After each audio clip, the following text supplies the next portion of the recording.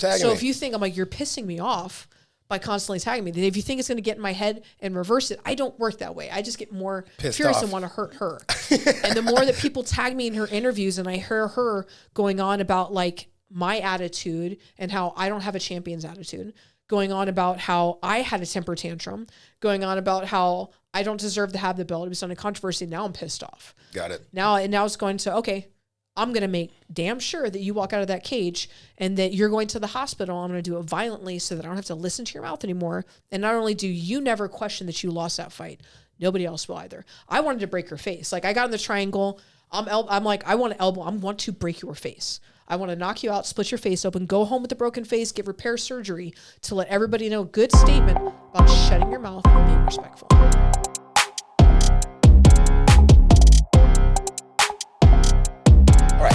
And we are live. What's up, people? We are here. Today is a super day. This is the first of the Luxury and Mayhem Legend series. You guys didn't know we were doing that. We're doing something new. Now we're bringing you legends in the game. So today is a great day.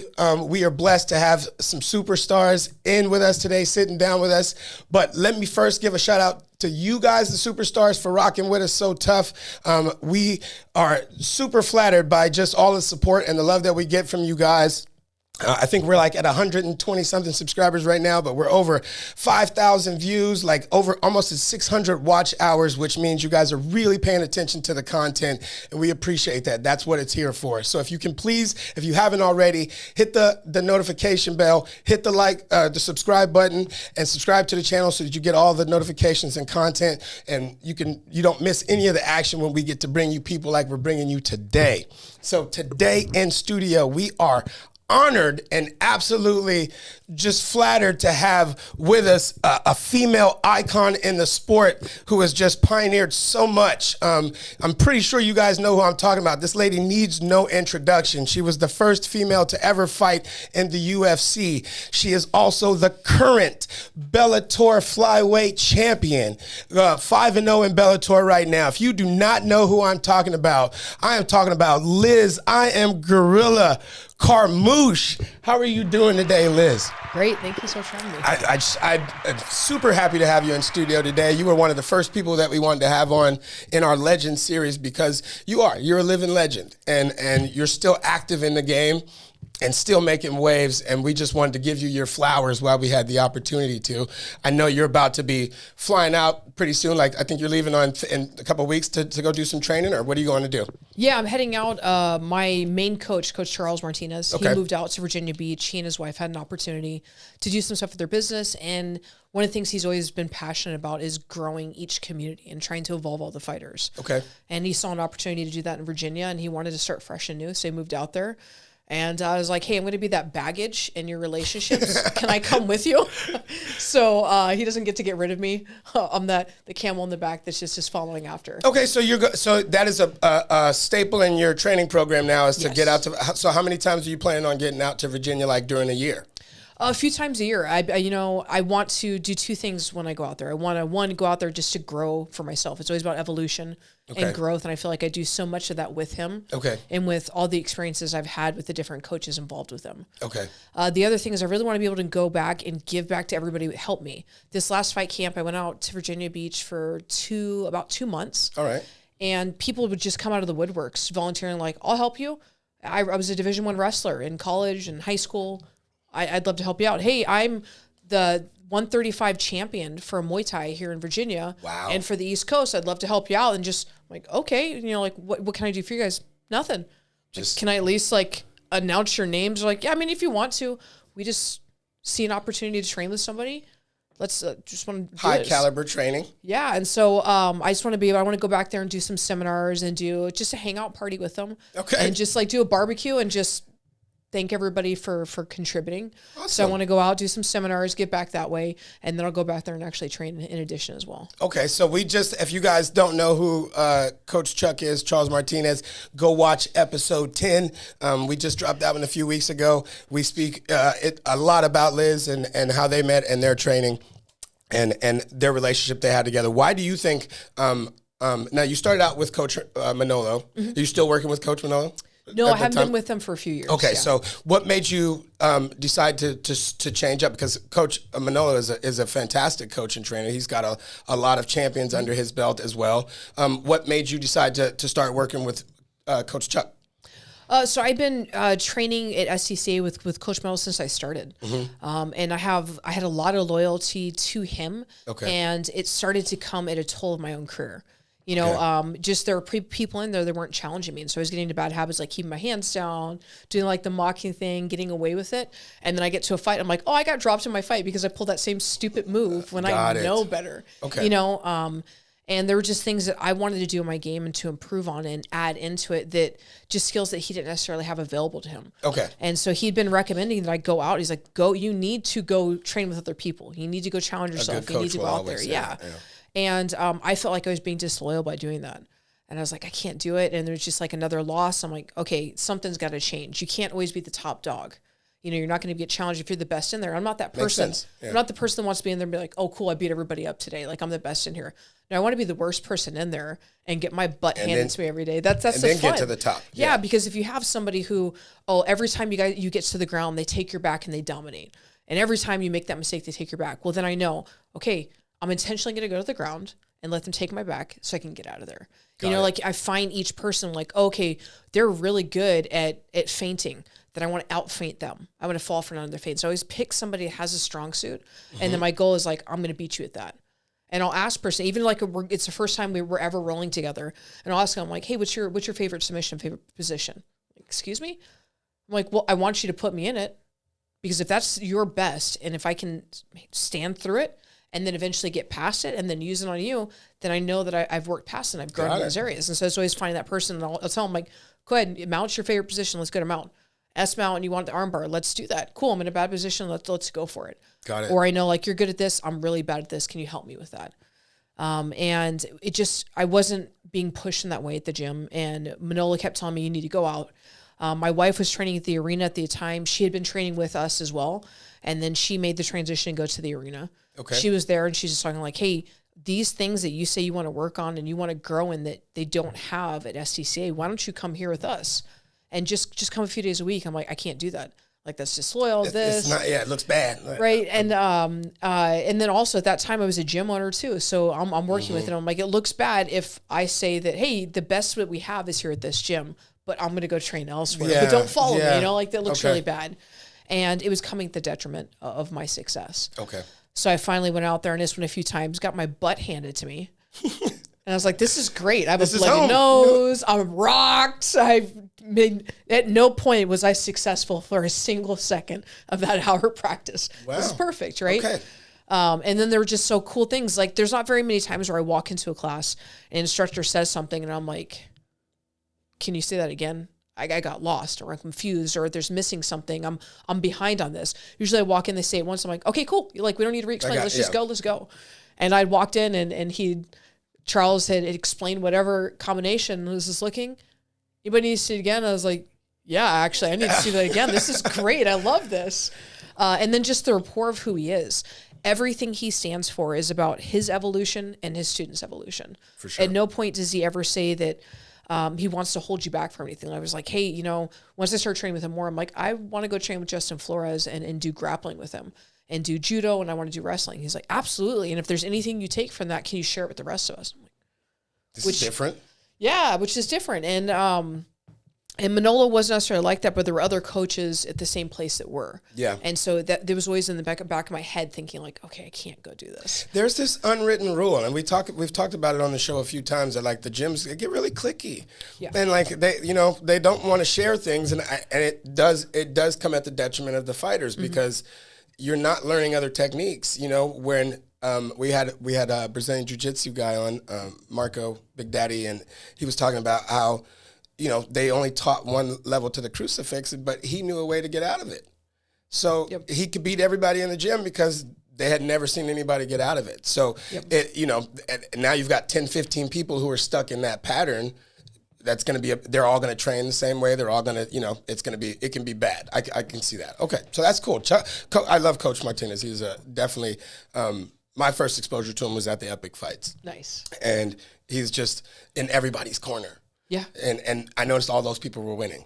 So I said, there's got to be something. Yeah, there has to be something to that. I've got to see. Plus, you guys also share a military background too, so I'm sure that helps. Yeah, as far as like the rapport of who he is, like he's a true martial artist. He doesn't just study everything related to MMA. No, he studies kung fu, traditional karate. Like he loves martial arts and he's enthusiastic about learning all of them. And if he can introduce any of those elements into his fighters and their style and find what works for them, he's all about that. Whereas other places like karate's stupid, don't do karate. I'm like, yeah, but I just swept your fighter with that karate kick. So it might be dumb, but like it works.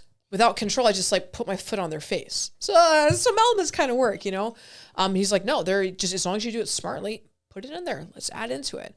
And then, yeah, we have the military background. So we have jokes and stuff that other people are looking at us like, do they hate each other? We're like, no, this is just how military people joke. Like, sorry, correct. We burn each other. And then my mom was born and raised in New York City. Okay. He's born and raised in New York City. Right. So I just feel like there's just these lot of connections where just him as a person, I connect a lot with who he is. Easy. And then the way that he talks he's not trying to, I don't need an ego hype man, right? I need a coach to be like, you mess that up, fix it. And go, all right, cool. Absolutely. I don't need somebody who's like, you hear the fighters where they're in the corner, like, you're doing great. You're like, that's not they true. got rocked 3 times and they're down the entire, what? No, absolutely not. I want to hear the truth. Yeah. I want an honest person who's going to be good feedback and just tell me, it's like, okay, this is what we need to do. Here's the plan. Go. I'm like, okay. I mean, at heart, I'm still a Marine. So if you tell me I need you to do A, B, C, and D, I go, A, B, C, and D. Got it. Okay, I'll do that. I'll implement it. And so orders, following orders. Yeah, exactly. Yeah. So we connect on a lot of different levels that way. That's awesome. That's awesome. Now, so with your military background, I know that you were born actually in Okinawa, right?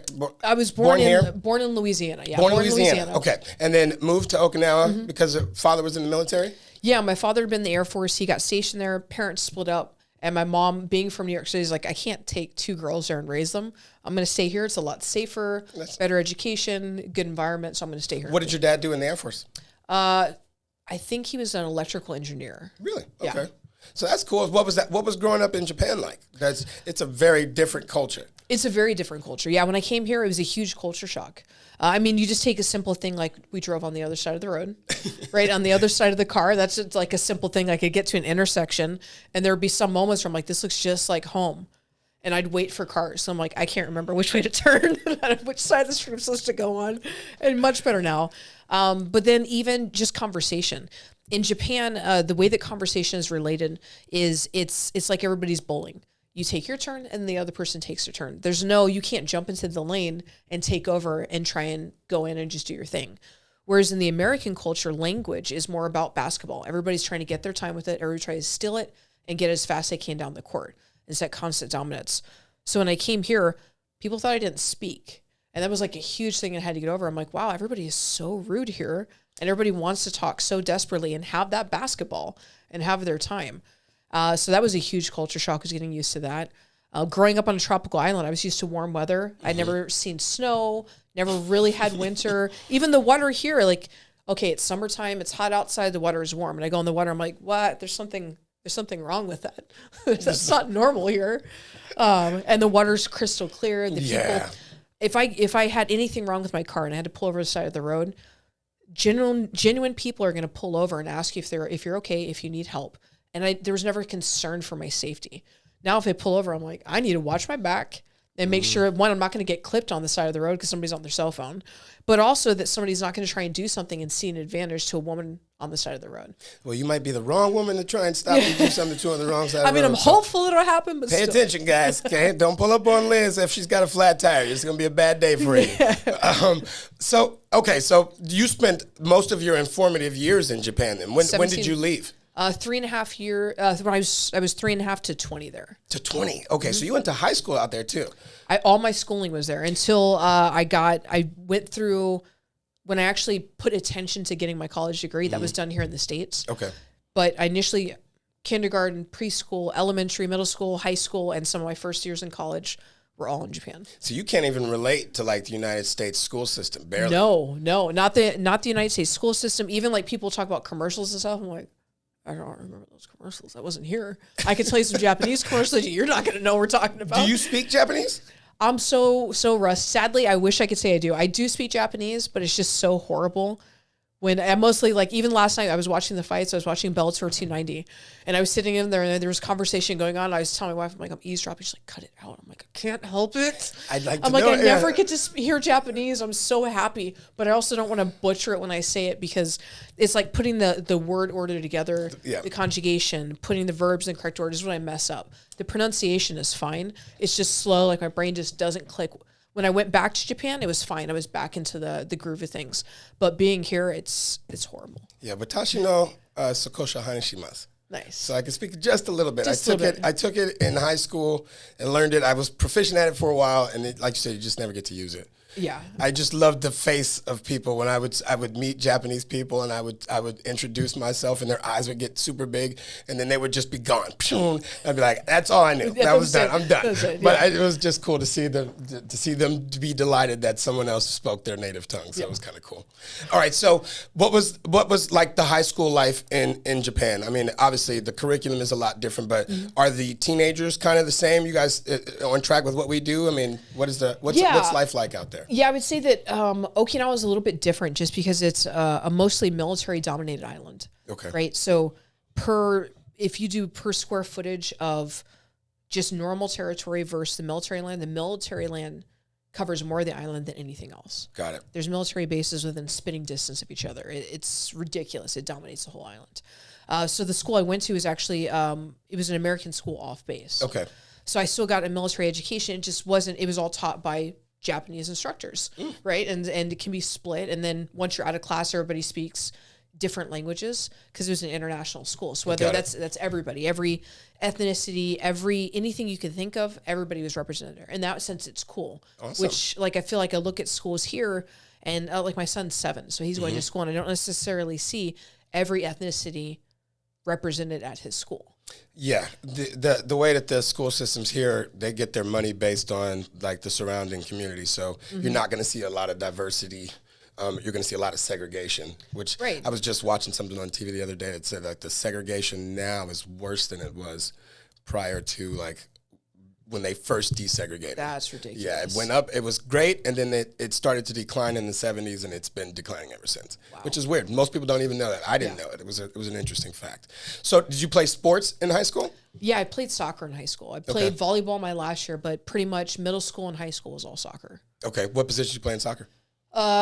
It was originally midfield just because I was like a puppy whenever it sees a ball, like just chases it. Not necessarily good at catching it or holding on to it, but it has the energy to follow it all day long. Got it. That was me. Wasn't good at what I was doing, but I was fast, and I'd get there, and then once I get it, I'm like, I don't know what to do with this. I gotta pass it. And then after my coach realized, like, hey, like, it's cool you have energy, and it's great that you're always there and you always pass it, but we got to like organize this a little bit. And then I made the mistake of they put somebody in goalie, and I just didn't feel like she had what it took to do it. And I just went out there just to prove that it shouldn't be her. And the coach is like, what you really did is just show me it should be. I'm like, no. Just like, showing you the technique. You saw, like, I have to be all over the place. Don't put me in one position just to stay there. So I got stuck in the goal. How did you do there, though? You actually have thinking of the goalies that I know that played in high school, like, you actually have a goalie's build. Like, so I imagine you were pretty decent. Yeah, I mean, it's hard to tell. For the school I was in, I excelled, and I was like one of their top athletes to go through there. But if you compare that to like even a mediocre school here, I don't feel like I was that good. Like, so it's hard. I was in newspapers. I got all these different awards. It's great things, but I never had an opportunity to test it outside of Okinawa to see what my skill level actually was. Okay. What was social life outside of school like? For me, I was a workaholic. I mean, it's nothing's changed in so many ways, right? But I started, not like other kids here, we actually have to apply for like a license to work. I worked under the table. So I've been working since I was 12 years old. Wow. Different odds and ends jobs I was a jewelry concessionaire. I painted houses. I gardened, babysitter, nanny. I worked for a professional photographer and learning how to set up all the lighting equipment. Wow. Developed film, took pictures, did it all. Damn. Okay, so you're just a jack of all trades. So, all right. So obviously you were all over the place just in high school. When did you make the transition to say, hey, I'm going to go into the military? I think that's where my route is. So I loved playing sports growing up. It was always, I had to be involved in some type of athletics. And originally my love was actually tackle football, but there was no potential. my school for women, we had soccer, we had cross country, we had volleyball. Those were your 3 options as a female at my school. It was a very small school. I mean, my graduating class was like 20 people. Okay. It was really small. Not used to that. Yeah, and so like the idea of cross country, running without the ball, no interest. Like the moment they were, okay, it's tryouts, you have to run 3 miles. I'm like, I can't do that. No, I'm not. But if you put a ball in front of me, yeah, I'll run for 10 miles. Completely different. So it's like, okay, well, I can't play football. Soccer's the closest contact sport I can get to. True. And I was looking into, I'm like, okay, well, school isn't really my thing. I don't like school. I'm not good in school. I love learning, but organized and having to sit still in a classroom isn't my thing. And I knew that just my family, we didn't have the money to be able to fund me to go to college. So even if I wanted to and applying for scholarships, I'm like, I just don't think we can make it meet even with those. And I don't know, no scout's going to come out to Okinawa to look at me to play soccer. For sure, yeah. Right? And we didn't even have the money for me to go out to go see a soccer, or to see a soccer scout to potentially get looked over to see if that would even be an option. So it's like, okay, well, athletics is my passion, but I can't do that. So I was like, okay, well, maybe I can join the military and I can play sports for the military. Okay. I know a few people have done that. But then I found out you had to have your degree. You had to be an officer to do that. Ah. Right, if you really want to get the scholarship. I'm like, all right, we're back to college again, which we've already established is not an option. Right? So I'm like, hey, this isn't helping. So I just decided my mom's like, please, whatever you do, don't join the Marine Corps. And my best friend's dad. Wrong thing to say. My best friend's parents were both in the Marine Corps, and they were 2 people that I looked up to so much, and just epitomize what I thought of a husband should be, a father, and just a good, kind man, and then what a Marine should be. Like when he put on his uniform, it was a point of pride, and just the way he carried himself and in everything, he was just a great overall person. So that was who I respected most as a man, and if anybody I'd ever seen. Okay. And so I was like, and he's a Marine. I'm like, this is a representation of Marines. Then I'm all in. And then I met some other women. I'm like, they're badass women. All of them. Right? So I'm like, yeah, this is... And then a friend that I worked with, working on base with him, like, he's really cool. Like, he's a vicious, giant man. He's 6'5". He looks like he could snap you in half. And he definitely has he controls over his Marines and then turns over to women. He's like, here, open the door for you. And he's really respectful and he's kind. But you knew he had that other side that could kill you. Yeah. Right? So I was like, that's kind of cool. These people are really, like, they have those 2 switches. I like it. I was like, just not the Marine Corps. She's like, did you notice when we went to go visit him, there wasn't a female bathroom? He had to send his Marines in to clear it. I was like, I'll change that. No. She's like, it's the Marine Corps. It's the Marine Corps, yeah. And she had gone through, she volunteered during Vietnam, so she saw just a different look on how what the war was. And I was like, I don't know. Like, see the Air Force, and they're like riding bicycles to do their fitness training. We used to make fun of that. And I just see these different branches. I'm like, these are the people getting in trouble on town. Like, I get to the benefit that I had living off base is somebody gets in trouble out in town, they do something, there's an incident, it's in the papers. I'm not seeing it from the military side of things. I'm seeing it from the Okinawan civilian side of things. Yeah. Right? And so it's like, okay, well, Marines make a mistake, they snatch each other up and they make sure they get to a taxi, send it back to the base so that nothing happens. Like, you're acting stupid. Let's get you out of here. Yeah. Whereas like everybody else egg each other on, it's like, yeah, and now you just rocked to the side of the road, caused a car accident, an international incident that wasn't necessary. Huge, yeah. And it was just, I just don't see it. They're not as put together. I agree. I definitely agree. And she's like, okay, well, fine. If you're going to do the military, can you please just do as an officer? I'm like, well, if I want to do sports, that's what I'm going to have to do. I tried going to college and I was like, yeah, I can't do this. One, I just can't afford to keep paying for these classes. It's expensive. Yes. And 2, like, I don't know what I want to do. And I just doing this stuff. It's kind of wasting time. I'm just not. So I told her, I'm like, I'm sorry. I'm going to join the Marine Corps. And I was the fastest person to get recruited from the Asian division. So we had one recruiter that was in Guam. And then we had to go to MEPS in Hawaii. Mm-hmm. So I'm emailing and having to talk and like call my recruiter because I've never met him face to face until I'm headed to boot camp. You're recruiting yourself. Yeah, exactly. And so it's like, okay, on average, usually takes people 1 to 2 years. I'm like, that's not fast enough. That's not going to happen. Only like 1 to 2 months. Yeah. I'm like, yeah. He's like, the fastest person ever is 9 months. I'm like, let's make that 3 months and let's get out of here. And so I was like, hey, whatever you need us to email. I'm like, what's the next thing? What do you need? Paperwork. We're getting all this done. It's just all the paperwork. So not only did I like go against everything my mom asked, but I expedited it on top of it to make sure I got it. She didn't even get time to take process, it in. To think about anything. Okay, so you're initially, I read somewhere you initially wanted to go in as special forces. Yeah. Which is not typical for most women. Like, obviously there's still, I don't know why, they still haven't given that opportunity to women yet. But why special forces? I mean, have you just always had a propensity for like violence? Like, I just want to just kind of. I don't want to say yes, but I actually don't want to say no, given what I do for Yeah, exactly. No, I've always been about like pushing myself. Okay. And the great thing with the jobs I had towards my latter years in Okinawa is I was working on the bases. Okay. So I was working for the college because if I worked for a college, they paid for so much of your classes. Okay. Right. Yep. So it was like the only way I was going to be able to do it. So I was a computer monitor. So all I had to do was just sit at a computer and make sure that everybody coming into the community center and the education center, the way that they went on to do their test to be able to go up in rank, that those worked. So I just had to do the test with them. Every now and then just go on there, do the test, and just make sure they're not looking at inappropriate websites that are banned. Okay. And then if they are, I have to report them. Pretty easy job, right? But the great thing with that is I got to see the different side of them. Okay. Because when they first walked through the door, like, ma'am, I'm like, I'm not a ma'am. I'm younger than you and barely. Okay, don't call me ma'am. Don't do that. We're cool. You guys just relax, do your thing. Like, all right, this is a cool place to be. Yeah. She's fine. And so I get to see all the different branches and see one. Okay, like I'm on there. I'm like, dude, you can't look at this website. Come on now. You're gonna make me. We're in the community center. So you got that part where you're like, ugh. Also you get to see like how smart they are when they pass a test. Their desire to, okay, they made the mistake in the test. How quickly do they want to make sure they get it right? Got it. Right? Because this is furthering their education towards their promotion. So you'll see who really wants it. And then you get to see how they treat each other when they're in there, how they treat the civilians that are in there, the care that they give to it. So there's a whole different insight into that. Okay. And then there are different people that I would meet and I'm like, wow, they're really cool. Like, what do you do? And they're like, I'm like, means you do cool jobs that you can't tell people about. Yeah. Right? Yes, we've had a few of those. Yeah. We've had a few of those. So. And then as you start to talk to them and you hear about their experiences, I'm like, so wait, they sent you somewhere to learn another language. You had to immerse into the culture unidentified and look unassuming, like you belong there. Correct. Like that sounds really cool. Like I like learning languages. I love learning about new cultures, travel the world at the military's cost. I'm like, this sounds awesome. I want to do that. And found out like, no, you're a female. You can't do special forces. I'm like, but what if I can do all the tests? Like that should be, if I pass everything, I should be able to do it.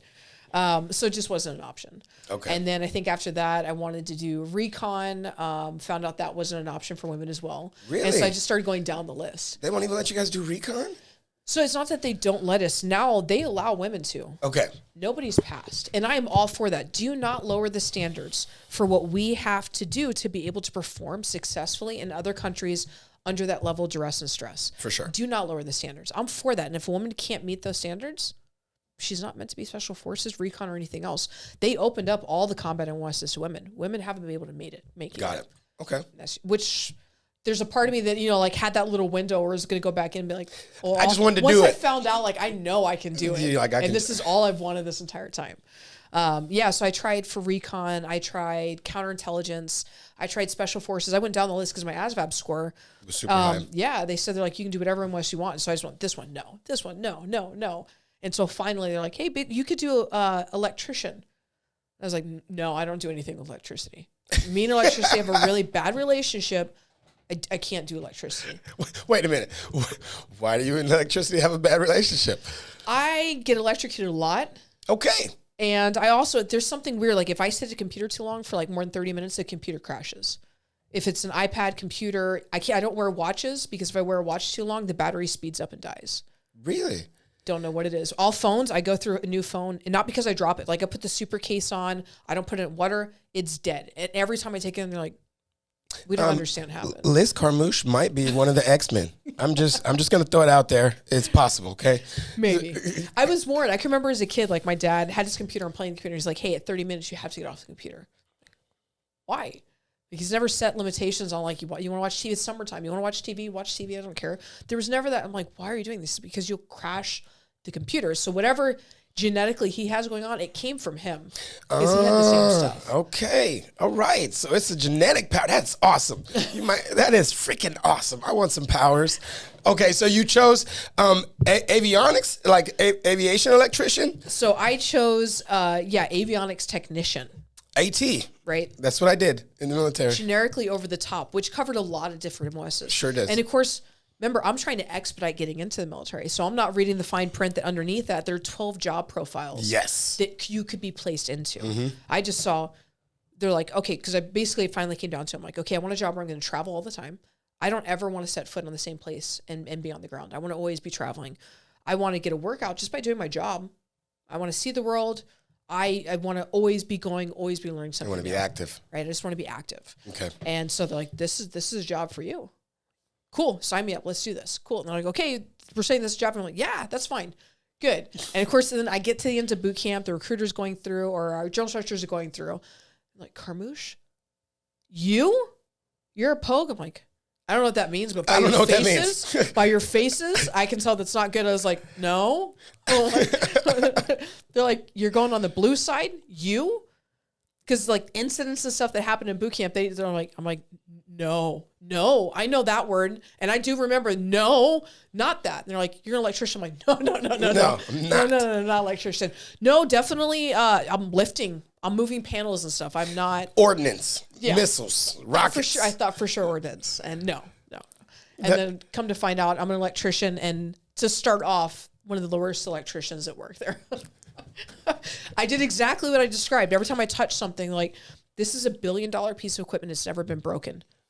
There's no way you can break this. I'm like, don't say that. Don't give me that. Don't challenge me. Because then I come back and I'm like, what did you do? I'm like, I followed step by step what the book said. I don't know how I broke it, but it's not working anymore. It was supposed to come from me for repair. I broke it more. Yeah. So wait, now you threw me off. Okay, so did you ever get good at the job? Eventually, I wouldn't say I ever got good at the job. I just understood better how to take boundaries and step away to not break stuff anymore. Okay. It was also, too, that, like, if you have something where all you have to do is just plug it in, right? It's a really simple concept. Just plug it in. I want to tighten it to make sure it doesn't come off. And I would Hulk smash it is what would end up happening a lot of times. So it's like, it's almost... It's on. Here we go. And that's usually what happened. So once I figure out, I'm like, okay, there's a finesse to this. Dial it back just a little bit. You don't have to Hulk smash everything. I got better at the job. Conceptually, I tested high. Okay. I mean, I was able to do, I can remember we went through the collateral duty inspector. So basically, you're supposed to look over everybody else's jobs to make sure they didn't mess it up. Correct. Which is like, cool, I can do that. I can look over. I read the book. I can memorize all this stuff. I test really well in the military. And the guy who I'm going in there, I'm like, okay, hey, I have to do this test.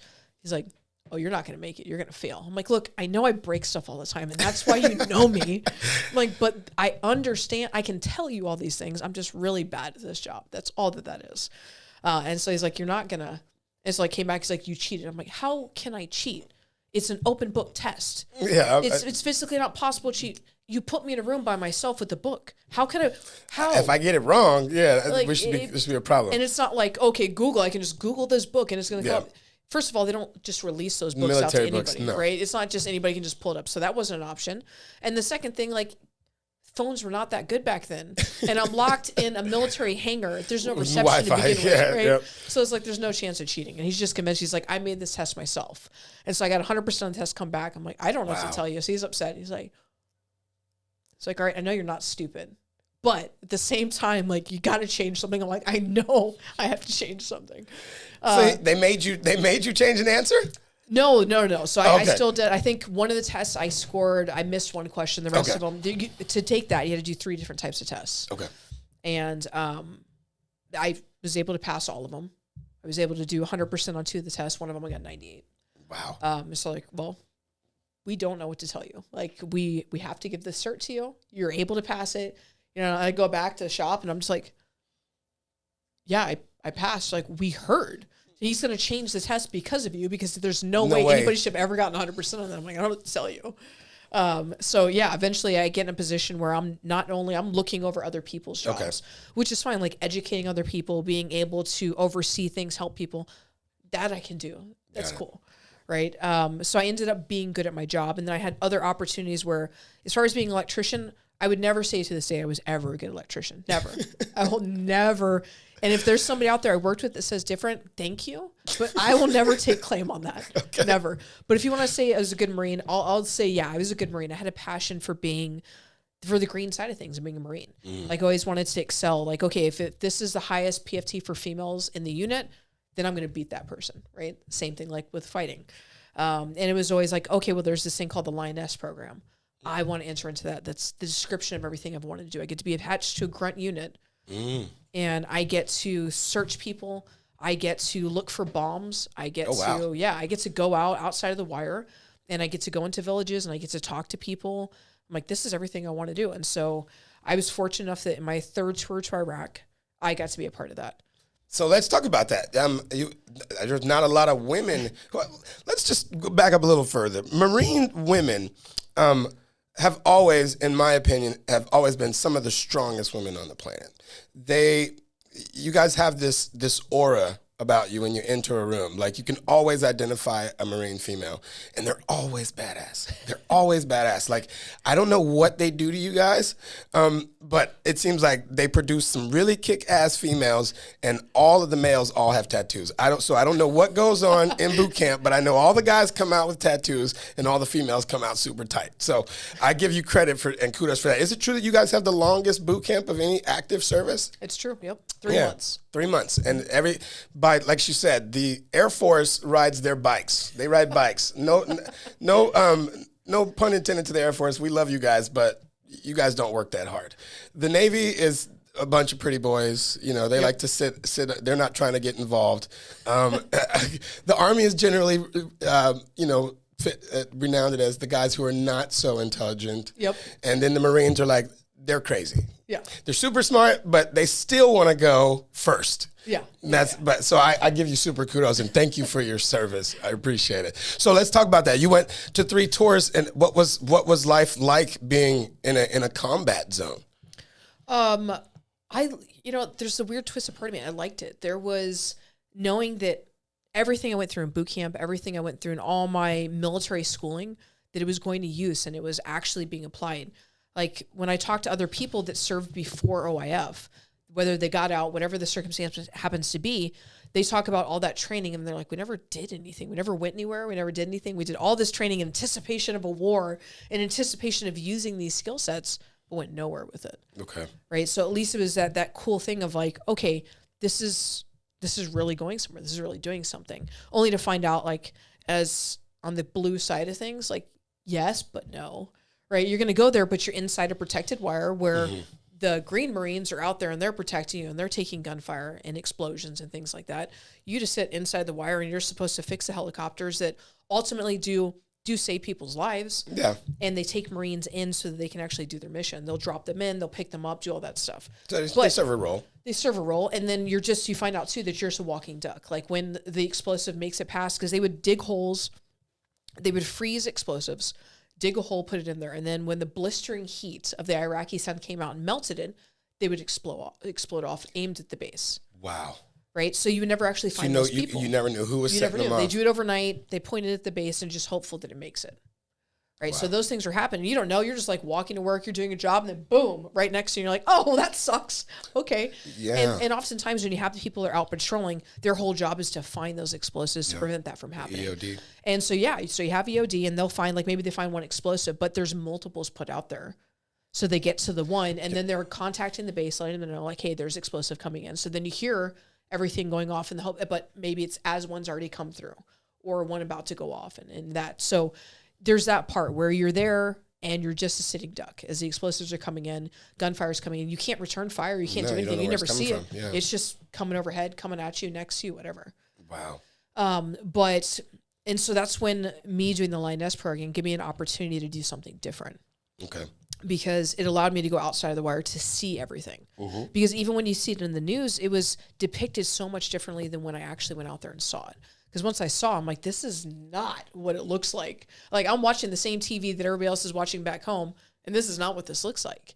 And talking to people who are just desperate, just like, please, we just want to return back to our lives, go away, do all these things. And not only that, but the schooling that we went through with the Lioness Program is they want to condense, I want to say the schools are there 9 to 14 days, but you condense having to learn expedited in those days the Iraqi language, specifically that dialect, the culture, how to carry yourself, how to search people that have explosives on them correctly, how to search vehicles, how to handle somebody if they do have explosives or weapons on them. So it's like it condensed of you having to learn what it takes for the Marines that came up learning this and went to school for that. And that's what they do.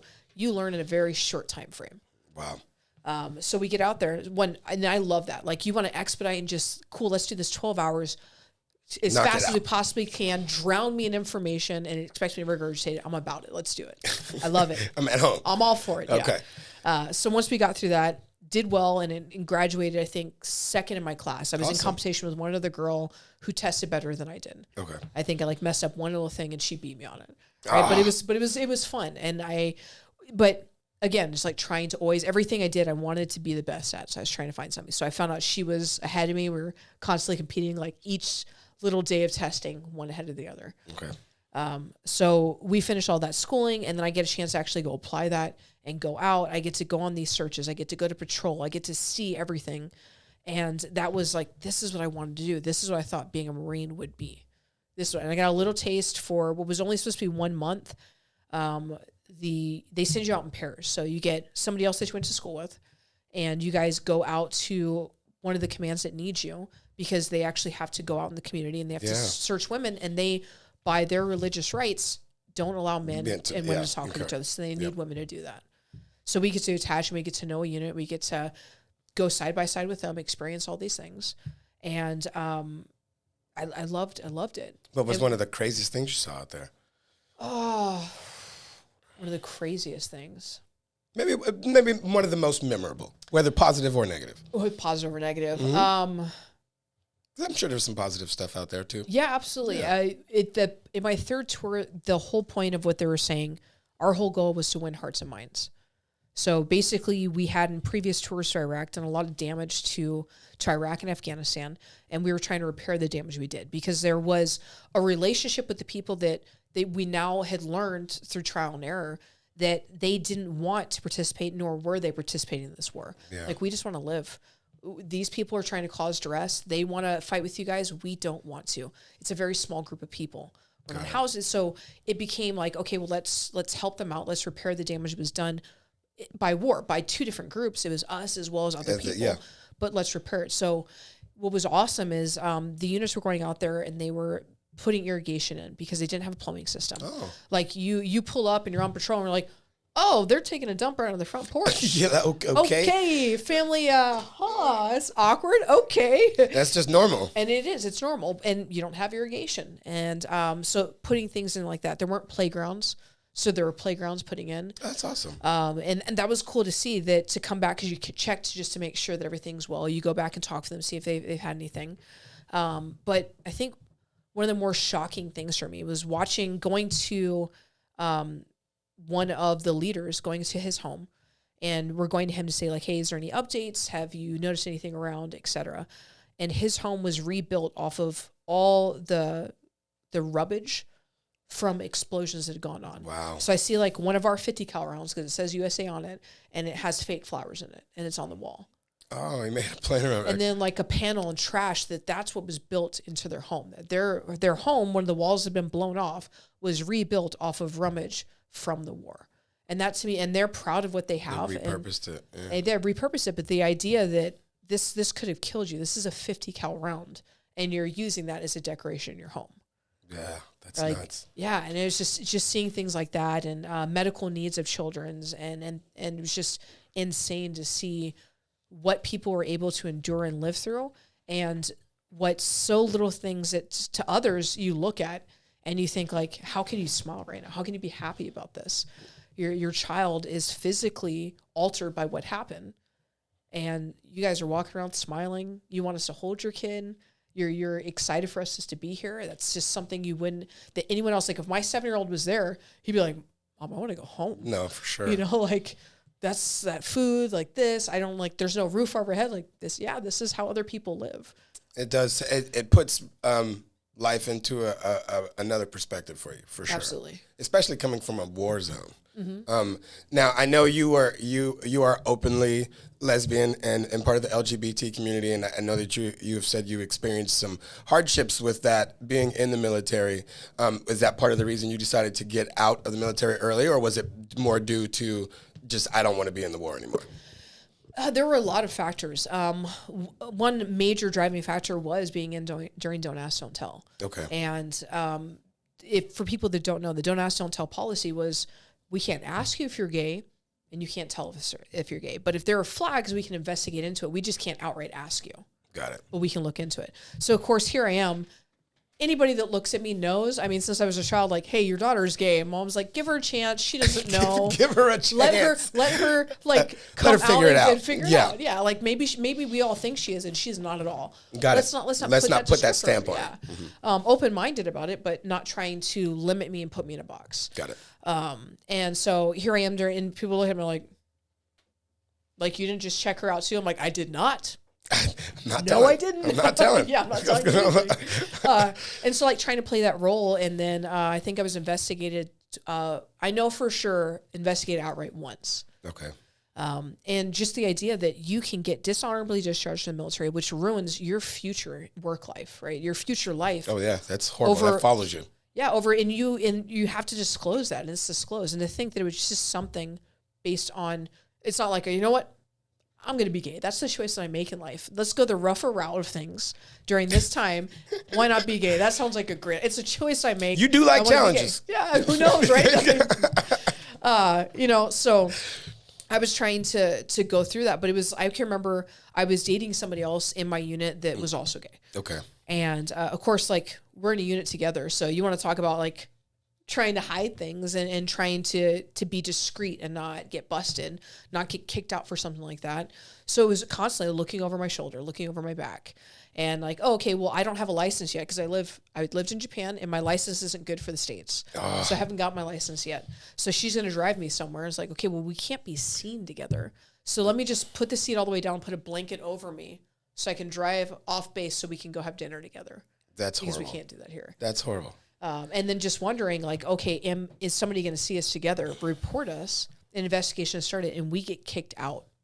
But I mean, like it's horrible that we even had that it was at that point at one time. But I mean, that means you can't even go out with a friend because you could potentially, even someone you're not even interested in. It could be, absolutely. If I see you and I think this is what I can report you, that is a horrible train of thought. And we're talking about the military where this is literally dependent. I'm literally dependent on this person for my life. Mm-hmm. We're on the front line together. Like, if you fall, I'm here to pick you up, and it should be vice versa. Yeah. Like, who cares what I decide to do after dark? That's crazy to me. Okay, so so don't ask, don't tell. So I was in, and that was a huge factor. Is this constantly the investigation, thinking I get kicked out for something that isn't something I'm choosing. It's like, trust me, I tried. I went to a Christian school, and I grew up in Japan, where they don't necessarily talk about it, but I'd never seen a gay couple before holding hands, kissing. That PDA is something that's highly discouraged in Japan. Mm-hmm. So I'd never seen any of that. And then I come to the States, I'm like, she's holding her hand. They're holding hands. Oh my God.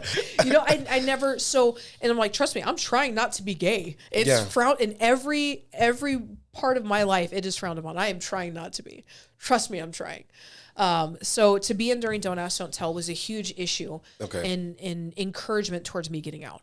But also, I wanted to be a Green Marine. Like, I finally get a taste of the Lioness Program. Mm-hmm. And I experienced what was supposed to only be a month. We actually got extended for 2 months because they were so satisfied with what we'd done. Okay. And so happy with our group, which had never happened in the Lioness Program. You make it to 1 month, and then you're right back to your unit, and you're needed. They don't ever extend it out, and they were trying to get us longer than that. Oh, that's awesome. So I'm like, this is what I want to do. I want to do stuff like this. And so when I was trying to re-enlist, I said, look, these are the 4 things I'm looking for in my re-enlistment. If you guys can meet 3 of these 4, I'll be happy. I just need 3 of the 4, but I'm not going to compromise on that. Okay. I want to be able to live off base, or I want to be able to live in NCO housing, because I was a sergeant at the time. I was an E5, so I should have been able to live in the better living lifestyle, right? Yeah. So I'm like, give me that. I prefer to live off base.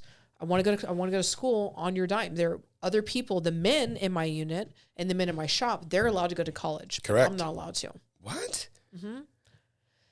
So I'm like, I want that. I'm like, but I want a lat move. I'm like, here are the jobs that I want to do. I want a different job because there's so many. I'm not good at that. I keep breaking stuff. I'm not an electrician. I'm like, you guys all know. Like, look, I did a good job for you guys. Like, all your numbers up. Like, when I would be put somewhere, I excelled everywhere I was at. Okay. So I'm like, cool. It may seem like I'm a good electrician because I elevated all these things here, but look over this when I messed up over here that I also elevated Cost that had sheet. never been Cost sheet. Yeah, you guys had never made like $1 billion worth of needed repairs and purchases and parts until I started training here. So like that, look at both of these. Let's try and balance this. So I just wanted that guarantee. Okay. I'm like, if you can just guarantee me these things, if I can just be able to do any of that, like we can't guarantee a single thing.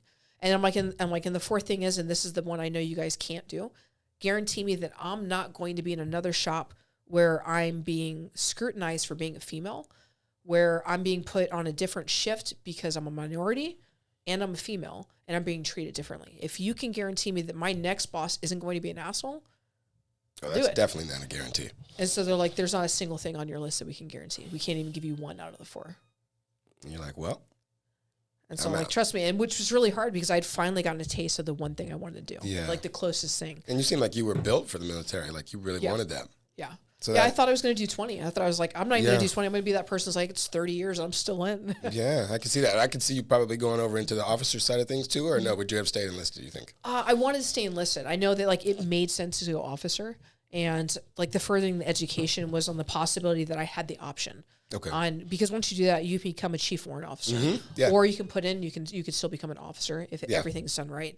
So I wanted the option where I could choose going one of 2 officer routes, or at the very least, I have an option getting out of the military where I have a college education. Mm-hmm. I have at minimum my bachelor's and I'm ready to go. Okay. So you get out of the military now. You've got skills in electrical. What do you do? What? So in California, it turns out that those skills meant absolutely nothing. How did you get to California? I got stationed out here. So I got stationed at Camp Pendleton. Oh, awesome. Okay. I got stationed at Camp Pendleton. I would spend my weekends in Irvine because I thought, I'm like, the further I get away from the base, I can be out with my girlfriend and be myself, and I don't have to look over my shoulder at every little turn. Wow. Like, did I recognize that face? Did they recognize me? And then the other place is Hillcrest, right? But yay! But we were also discouraged. We were told that you're not supposed to go to Hillcrest.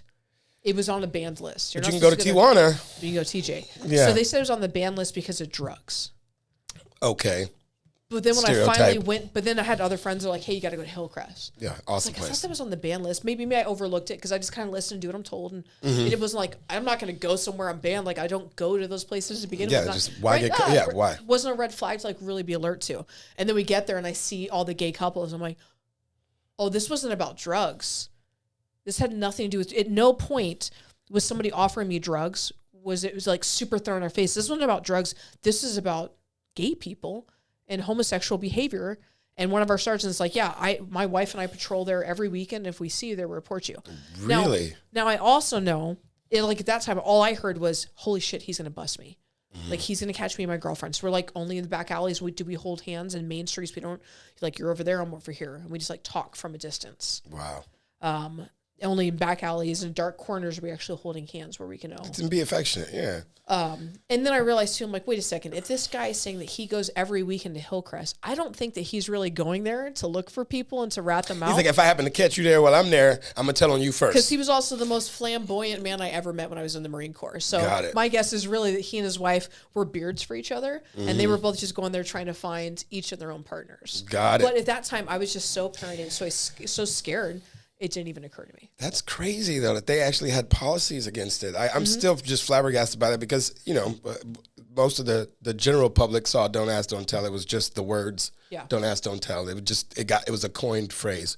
It had no weight. Yeah, it had no weight. I didn't really understood what that meant, and that's a horrible way to have to live life, especially while you're trying to serve your country. Yeah. Like, that's crazy. So you guys you're in San Diego, and what are you doing for work now? At that point, nothing. Nothing. Okay. Nothing. No, I got out, and I want to say about the last 6 months, the whole time I was in Iraq, I was filling out job applications. I was applying everywhere, anything and everything under the sun. Okay. And then I get back, and I'm like, wow, I had not a single bite. Man. Not a single one that I put out there. So I get back, and again, I'm going in-person job interviews, and I'm running out of money to be able to pay for gas to be able to go to these job interviews. I bought clothes that I couldn't afford to buy, and going, and then like, okay, cool. I get a good bite on a job. Like, yeah, you're more than qualified as an electrician. You're just going to be an electrician on submarines. I'm like, I mean, at this point, like, I'll do it. Because I was just trying to say, like, I should not be an electrician.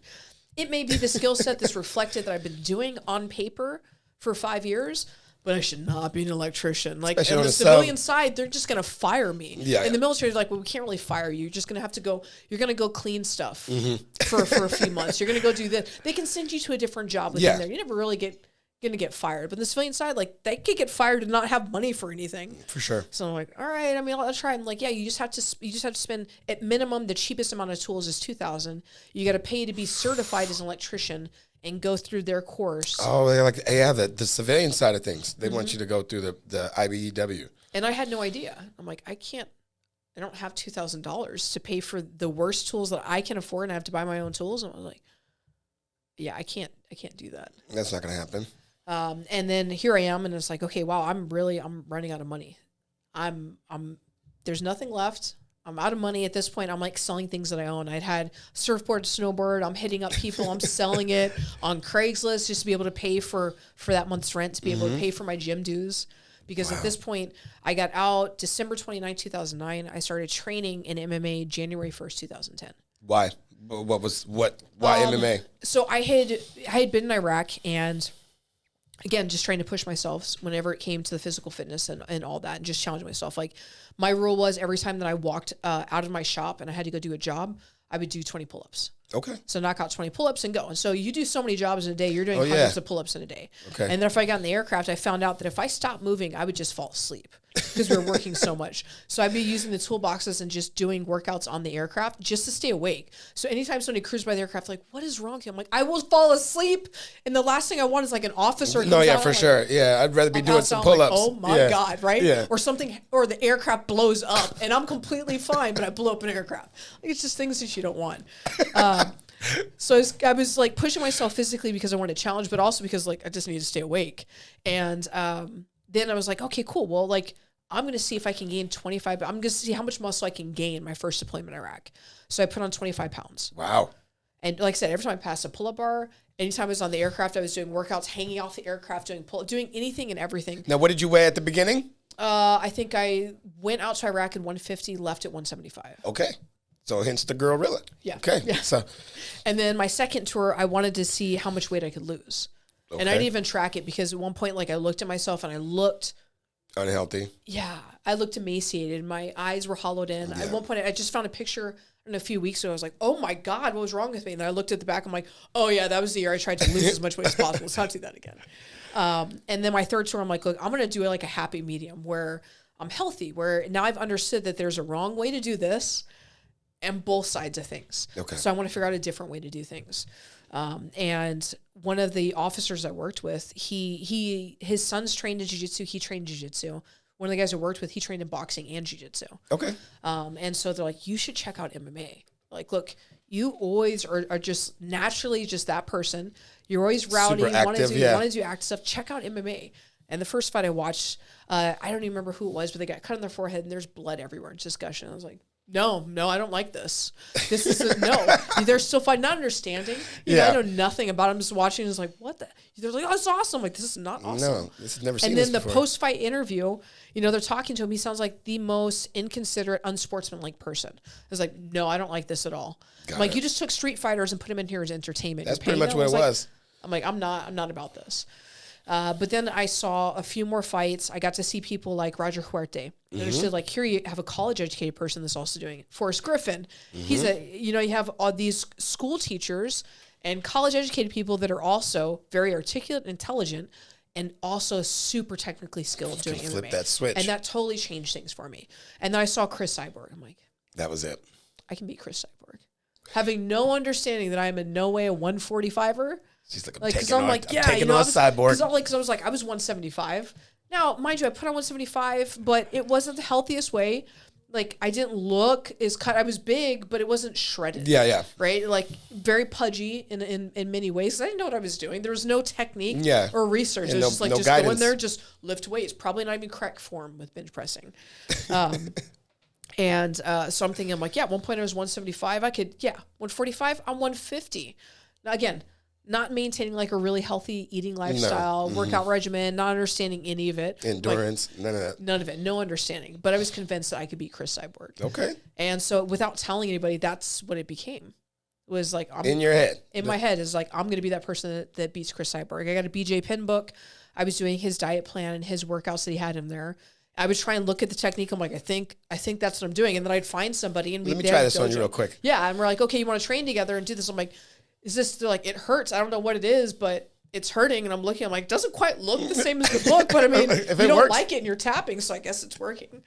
No, like no real understanding. Like we spar. You learned MMA from a book, huh? Yeah. All right. BJ Penn. Shout out BJ Penn. Yeah.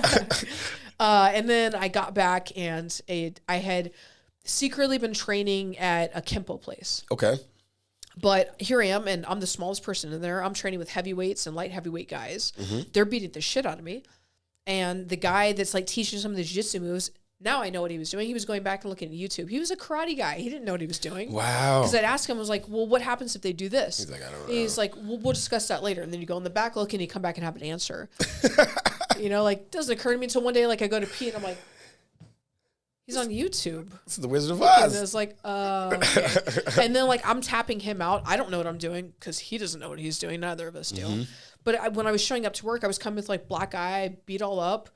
Like, what happened? I was like, oh, I was drunk and I fell in a pool. They're like, all right, that sounds right. I'm like, how much drunk, stupid stuff have I done I'm like, I have bigger issues that is perfectly acceptable. They were like, she's cool. No red flags. That's just no Liz. Questioning. Yeah, it sounds about right. Just some stupid drunk. Cool. Yeah, cool. That's the Marine way.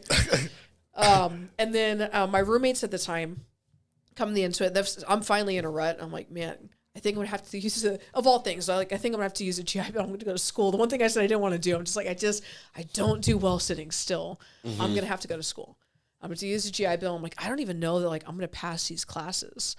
Like I have to sit like, it's a thing. Like I have to maintain a GPA in order to be eligible to get the money. I was like, I don't know. It's my fallback. I've applied everything for a year now. Nothing's going through. Like I've got to do something. And we lived near an MMA gym.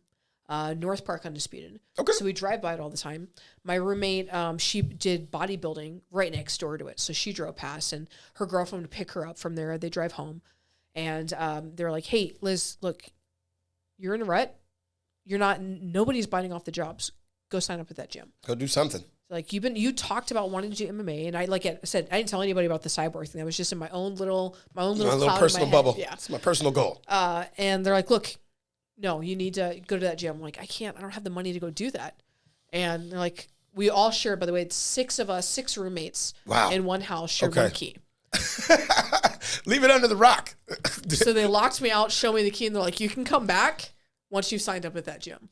Oh, well, that's motivation. It was, yeah. And so I got there and got hooked, trained 6 hours straight that evening. The first time? The first time. Wow. And never stopped doing that. Yeah, I can see. So 6 hours you just walked into the gym and you're like, this is it. I'm home. I'm where I want to be. How long do you train before you start like saying, okay, I'm going to fight. I want to fight. So I went in there and Manolo was originally working Undisputed. Okay. And so he's the person that I got to know. And I went in there and just like, yeah, I'm interested in fighting. I don't have a fighting background. Oh, so you went in with the intention of fighting? Yeah, I went in at least being honest about like, hey, I just want to try it out. I don't know if I have what it takes, but I just want to see how far I can get. And if that means that I can take an amateur fight, I'm like, I also know I started right before my 26th birthday. So I'm like, I'm not going to be dumb and be like, yeah, I can do this when their kids have been wrestling since they were 4. Yeah, for sure. That then start training in all these martial arts before they eventually pursue it and put all the pieces together. I'm like, I have nothing. I have Kempo and some YouTube hero taught me how to do some jiu-jitsu. Like, I don't know MMA and I'm not going to say like, do you have any background? I'm like, no. Because nobody's going to be like, well, this one guy, YouTube. No, it's not going to come out right. Sound good. So I'm just like, nope, nothing. Start me fresh. Let's just start fresh because that's basically what this is. He did, if anything, bad by me by putting that up. Right. And I was like, I just want to see how far this takes me. If I can do something. And I told him, like, I know I turn 26 next month. Like, I know that I'm way behind everybody else. I have no anticipation, expectation that I'm just going to turn amateur next month. I know that some people train for 2 years or longer before they have the first amateur fight. I'm like, I just want to see what I can do with this. If one day I can fight, awesome. If I get an amateur fight, that'd be great. But I have no expectations here. I just want to get out of it what I can. Now, what was the goal? Because there was no UFC for women back then. There was no Bellator. There was just Strikeforce. Yeah. So did you just, that was it? That was the end goal? I just want to hit Strikeforce and beat Cyborg. Yeah, of all the ultimate things, it was to fight Cyborg. But again, it wasn't me telling anybody. Okay. I honestly thought that I would be lucky if I even within 2 years, had my first amateur fight. Okay. Just because I started doing research and looking into it, and people are like, yeah, it takes the years of development to be able to do this. I'm like, yeah, it makes, once I started studying MMA, like with that BJ Penn book, and understand this, like, these aren't street fighters, these are technicians. No, for sure. They don't just study boxing, just study wrestling. Like, now, because now we're getting into hybrid MMA, things have evolved, right? Mm-hmm. So they're studying everything, and they have to succeed in all of these areas to be proficient enough to perform. To even get in the ring. Yeah. So I was like, yeah, I'm not there. I have no idea what I'm getting into. And so I was just hopeful. I'm like, okay. So he's like, hey, so to do MMA, you have to do all these classes. Now, he didn't necessarily mean all in the same day, but I'm a Marine. So you tell me to do all these classes. He said do five. That's all. Like, I just got out of the Marine Corps a few days ago. Like, I got time. I'm still in the, you tell me, I got that. Go jump off that bridge. I go, okay, it's right into sharks and knives and crazy stuff. Cool. All right, you told me to go jump, I'll go jump. I got my parachute. I don't question things. Yeah. I don't question things. So when he said, do all these classes, what did you do? I'm like, okay. And so I just did that. And he's like, yeah, I didn't necessarily mean the same day. I'm like, that's the only way I'm going to do this, right? I mean, if I have to, I don't know boxing. I don't know wrestling. I don't know jiu-jitsu. I don't know Muay Thai. I don't know any of it. The only way I'm going to know is if I just give it everything I have every single day.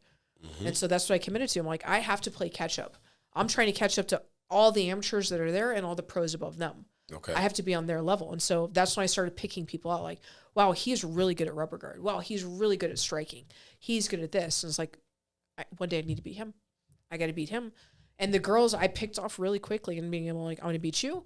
And I beat you. And it wasn't the intention of, like, ending their careers and stopping it, but that's what it turned into. Yeah. Because here you had somebody who I knew I was behind and I had to play catch up. And I just got into it and just devoted everything I had to it. If I wasn't at school, I was at that gym. Got it. And I eventually, once I got the GI Bill and I'm going to school full time, I set my entire school schedule around my training schedule. Around your gym. And that's exactly what I was. Okay, 8 a.m. until either 12 or 2 p.m., I'm in school. And then immediately from there, I go to the gym. I do my homework at the gym, my papers at the gym, and then I go train until the gym closes every single day. So you already had a fighter's mentality from the beginning. You knew that's where you were building yourself to be a fighter full time. I just knew that if I was going to say that I really tried, and if I was really going to catch up to anybody that I saw and give it everything I had, I knew I had to give it everything I had. That's awesome. That is awesome. Okay, so you're training. When does your first amateur fight opportunity come? So my first amateur fight ends up being in April 2010. Much faster than what I anticipated. So I had all of 4 months of training. Yes. Yeah. First amateur fight comes, and I end up beating her. And my coach he's impressed. He's happy with me. We try and line up more fights, and whether somebody heard about that fight and they're like, no, dude, she's shredded. She doesn't get tired. She's got abs, which for women is like kind of weird, right? She's got abs. But here I am. I'm just training with the guys, and they're like, okay, cool. We're gonna go do 1,000 abs. I'm just gonna go. You go do 1,000 abs. We're gonna punch each other in the stomach while we do abs. Okay, cool. Like whatever. You're going in the sauna now. This is what we do. I just follow. You guys are the pros. And you're succeeding. You have a belt. I'm following you. Whatever you do, I'm going to do. Correct. And then I just kept doing that. And then we do promo pictures, and they're like, yeah, there's no way. Or like you have a promoter that sneak in, and they're going to watch the training. They're like, there's no way that she just started. You guys are lying. Like, no, I'm telling you. She signed. We'll show you the paperwork. She signed up 3 months ago. Like, no, our fighter is not going to fight her. Absolutely not. Wow. So they've been ducking you. So they were just ducking. And then finally my coach is like, hey, you lost money in paying for medicals to be able to fight. And you're putting in all this dedication time. It's like, why not just get paid to do it? At least you break even. Maybe you make some money. Like, yeah, if you tell me to. Okay, you're going to go pro. I'm like, okay. Again, just do what I'm told. It's not really thinking about it. No amateur fights. One amateur fight. Wow. Okay, and who was that with? I don't even know who she was. Because I can't find it. Yeah, no, we show up to the fight, and so I'm told, okay, it's going to be an MMA fight. Cool, that's what I signed up for. That's what I'm doing. That's what I train. Everything is for MMA. And then 2 weeks before the event, they're like, hey, MMA isn't going to work. They don't have anybody for that, so it's going to be pancreation. Okay, cool. Slaps, that's fine. I end up accidentally knocking out one of my training partners, slapping him across the face. I'm ready. I'm ready to do this. It makes sense for me. And then we get to, and my coach is like, hey, bring all of your gear. We don't know what's going to happen. Maybe it's MMA. Maybe last minute shows up something different. Just bring everything. So I show up, and they're like, all right, it's a kickboxing match. Like, all righty. Okay. So my only amateur fight is actually kickboxing. Which you have very minimal training. Very minimal experience in. And then before I know it, he's like, hey, here's an opportunity. You can go pro in May. So the following month is I'm going pro. And I'm fighting as, I think I'm on the the third fight on the main card. Wow. That and you won. Yep. So you go on to fight within that time period. I believe it was March to November. You fought 6 times. Yep. With the largest gap being like 45 days. The average was like a month, like little less than a month. Most people don't fight 6 times in a year, let alone with 2 months of recuperation. Like, how did you train for that? How did you even prep for that to even be able to handle that? Dumb Marine. I mean, the advantage is really I just didn't stop. I just knew what it meant. Like in the Marine Corps, whether it was that I was active duty and just on the base and we're training for something, you don't get to take time off. Like, oh, I have a cough, I have a sore throat. What do you want us to do about it? Well, I'm sick. Cover your mouth.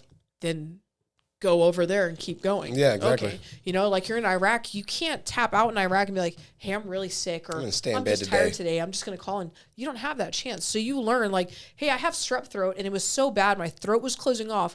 I got a penicillin shot so that I could go back to work. And I just got right back in there. I got my wisdom teeth pulled, just go right back to training. Just keep going. So you learn that like there is nothing that stops that. There's no excuse for any of it. Yeah. Any injury you have, you keep going, you keep pushing forward. And that was all I knew from the Marine Corps. And then I get into MMA, and that's all I knew in the beginning of my career too. So I was just fortunate in each of those fights that I didn't take a lot of damage. To be able to take all those fights in such a short, 6 months, 6 fights in such a short span. That is a very short span. When I was looking at the dates. I'm like, let me count the days. I'm like, that man, how does she even? Most of these people are never going to sign up for a fight, without at least 3 to 4 months of rest. Yeah. Just because they want their party time, they want to be able to go back to laxing on their diet or drinking or whatever, and then they want to prep again. You were just in fight mode. Fight mode, training mode. I was playing catch up. Like I said, I had to catch up. I knew that everybody else had at least had an amateur career before they went pro.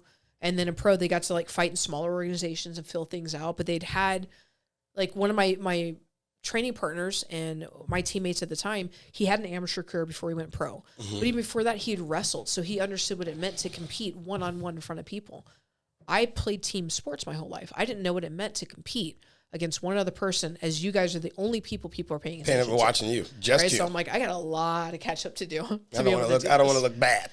Yeah, and if I didn't have a fight that I was getting ready for or something that I needed to learn, there was somebody else that did. So if you're not hurt, if you're not broken, you're back to practice Monday morning, and you're helping out one of your teammates get ready. Wow. And so that was just the work ethic that we knew is you're back on Monday morning. There's no excuse for it. Yeah. Yeah, so you then go on to fight Marlo Conan, Sarah Kaufman. When you took both of those fights, both of those fighters were well experienced, literally almost double the fights in their career that you had. What was that like? I mean, when you get the call that you're taking on real opponents, you're taking on some serious competitors. It's no longer a game. Like, what's the focus like at that point? It's still the same. Because the fight that changed my career was the Gian Finney fight. Okay. She was considered to be the legend and the pioneer of the sport at that time. She kind of paved the way for the other MMA fighters. And I was brought in because she had fought Chris Cyborg. Mm-hmm. She'd gone up a weight class. At that time, I was fighting 135. Okay. So she'd gone up a weight class to 145 and fought Chris Cyborg and got destroyed by Chris. Yes. Right? And so they're like, here, we have this person. She fought in this tournament for Strikeforce. she's down to fight anybody, anytime. We could call her right now and she'd be ready in an hour to come fight. So here's a hand me fight. She's a nobody. So, I mean, it's not going to help elevate you, but at least she puts you back on the win record. So I was just brought in as a quick, easy win for her. And then I ended up finishing her ground and pound. And I finished her quicker than Chris Cyborg did. So that made a name, because here you have somebody that had far more fights than I did. I think at that point I maybe had 5 fights and she had 21 fights, something like that. And again, and then like, wait a second, she just finished her quicker than Chris Cyborg did. Like, they went to decision. She finished her in the second round by ground and pound. So they're like, we got to keep an eye. Now so then I get elevated a little bit, and now Strikeforce is actually paying attention to me, and I'm not just like just another person that's there. I'm a name that they're going to recognize in the women's division. Got it. But in order to really do that, it was the Marlos Conan fight. So here I am, and I think I finally took some time. And I took some time, I mean, I was eating bad food that I wasn't supposed to. I'd won the Jan Finney fight. She didn't make weight, so I had a little bit extra money. But even then, they're like, yeah, we're not going to give you 20% of her purse. And again, I'm a Marine, so if you say, no, we're not going to do this, I just go, okay. Instead of like, no, in our contract, there's a stipulation that states if she does not make weight. I made weight. She did not make weight. I get 20% of her purse. So I don't push, and I just accept it, and it's fine. But I think they're like, oh, we'll give you another 500, not 20% per purse, whatever it happened to be. But that's great for me. So I come home, and I'm like, yeah, I'm going to have steak. Oh, my God. I'm going to have steak and French fries, and eat food that I don't eat, and out of the time frame that I eat it. And then Manolo gives me a call, and I can clearly tell he's a little bit tipsy. And he's like, how would you feel about fighting for the bantamweight title of the world in Strikeforce? I'm like, how drunk are you? You're like, is this real? He's like, can you do that in 9 days? And I'm like, what? Yeah. Give me 10 minutes. Hold on. Yeah. Hold on. I guess I'm going to go run tonight because I just devoured all this food and did not look at what I was eating. And so I'm like, wait, are you serious? And he's like, yeah. And he's like, are you ready? I'm like, do you think I'm ready? I believe you can do it. I'm like, okay. He's like, how's your weight? I'm like, I'll see you on Monday. This is Sunday night. And I'm like, okay, we're going back to hard dieting real quick on Monday. Now. Which again, like I always eat clean. I'm always in the gym. So it's not too hard. No. And then I think I didn't actually cut any weight. I just walked on the scale. It ended up being completely fine. Perfect. Yeah. But so here we are, I'm getting ready for that fight. And one of my teammates accidentally cuts me and splits open my eyebrow from here all the way across, 9 sutures, internal little one. It's bad. So I'm like, oh my God, I just got this last minute phone call. I have 9 days. I don't have time to do this. So I was like, I can't pull out this fight. This is a once in a lifetime opportunity. For sure. Right. And at that time it was originally supposed to be Misha Tate, and she got injured. She pulled out of the fight. So I'm like, they always knew, like we told them anytime we saw them, anybody ever falls out, give me a call. I don't care if it's 48 hours, 24 hours, I'll take the fight. I don't care. I'll always be there. I'm always ready. I never stop training. I'm ready all the time. Got it. So I'm like, I just said that I'm that person and I have this opportunity. So we just suture it. I keep training. Manol had a friend who did laser therapy to repair. So like it's supposed to just to aesthetically to make it more pleasing. He's like, let's just try it out. So we take off the sutures a few days early and we just start lasering it. And it turned out that it helped close it up. Oh, perfect. Enough to at least get to the fight. So I get to the fight, and while it did reopen in the fight, it wasn't horrible. No. It barely reopened, but they're like, oh, Marlos cut her. I'm like, no, she didn't. She didn't cut me. This is from training. Oh, just a few days ago, this got cut open. And they counted me out. They're like, okay, here's this no name. She's nobody. Yeah, she beat Jan Finney, but Jan Finney just lost to Chris Cyborg. She's on her way out. This is a nobody. And we expect that she's going to get guillotined in the first 20 seconds of the first round. Wow. Like, wow, that's really quick, and that's pretty definitive. Like, you guys have, and all these bets are like, yeah, that sounds pretty good. I'm like, wow, that sucks. It must be, yeah. What does that feel like to know that you're the underdog when you start seeing that? That's got to be. And so all in my head was like, just don't get guillotined in the first 20 seconds. Like, 25 is okay. So I go to take her down. I get in the guillotine. I'm like, oh my God. I just like I put into fruition everything that everybody said. And so I just Hulk smash, throw her through the air, take her down, and get out of it. I'm like, cool, well, we at least beat that guillotine. She ended up like putting me in the guillotine, I think maybe 2 more times after that. Again, Hulk smash, get through it. I don't know how to defend a guillotine the correct way. I've only been doing this a few months. Yes. I don't know enough. She's a brown belt in jiu-jitsu. She had been a world champion in Muay Thai. She had been the Strikeforce champion. She had, I don't know how many fights at that time. She had 11 years over me. I think she had like 20-something fights. 20-something fights and like 11 years in MMA with them, and not counting her Muay Thai background too. and a brown belt in jiu-jitsu to my white belt in jiu-jitsu. To my white belt. I'm fighting pro. It's like white belt. Like if they put stripes on it, I had not earned a stripe yet. it was a fresh belt. It was bad. So I don't even know. I just know like, okay, all falls back. I may not know jiu-jitsu. I may not know wrestling. I may not know striking, but I can just hit. I can brawl. So in any of these bad situations, I'll just hit myself. So just slam her to the ground and just hit her and push her off of me and get out of the guillotine and mount her. And for a while, I held the record for most strikes landed in a fight between Strikeforce and the UFC because they integrated all the fighters that went in, all their records and all. Yeah, from Strikeforce when they took over. Yeah. Because I'd landed, I don't know, like almost 300 strikes because I got on top. Wow. And at that time in Strikeforce, women were not allowed to throw elbows to the head of a ground opponent. So I was just nonstop punching her. Why though? Because they couldn't handle seeing women bleed. Got it. At that time, it was even if it looked like a woman was getting damaged, they ended fights super early. Got it. They didn't want to see them get put to sleep. They didn't want to see them get cut up. It was too much. For the public. It was, yeah. Okay. So elbows weren't allowed. Okay. So I'm on top, and we practiced so many elbows, so I'm just punching. I'm like, I don't know how many. And the ref's just like, hey, Marlos, you got to do something. I'm like, I'll just keep going. So I'm like, I don't know. I've been doing this for 2 minutes straight. I don't know at what point we're going to stop this, but I'll just keep going. But so I want to say at the end of the fourth round, she caught me in a triangle. And I didn't know how to escape the triangle correctly. Got it. And so I ended up accidentally tightening the triangle on myself and ended up having this happen. Yeah. But again, everybody counted me out first 20 seconds guillotine. And I made it into the fourth round. And even she was like, I don't know how you did that, who you are. She's like, you have the heart of champion. One day you will be a champion. She's like, everything you did in this fight, everything accomplishment is so spectacular. You have to keep going. That's awesome. Keep your head up. You did amazing. And I was like, wow, because I respected her. No, like, I'm following Strikeforce, looking at her. I'm like, oh my God, like she said all these things. Okay.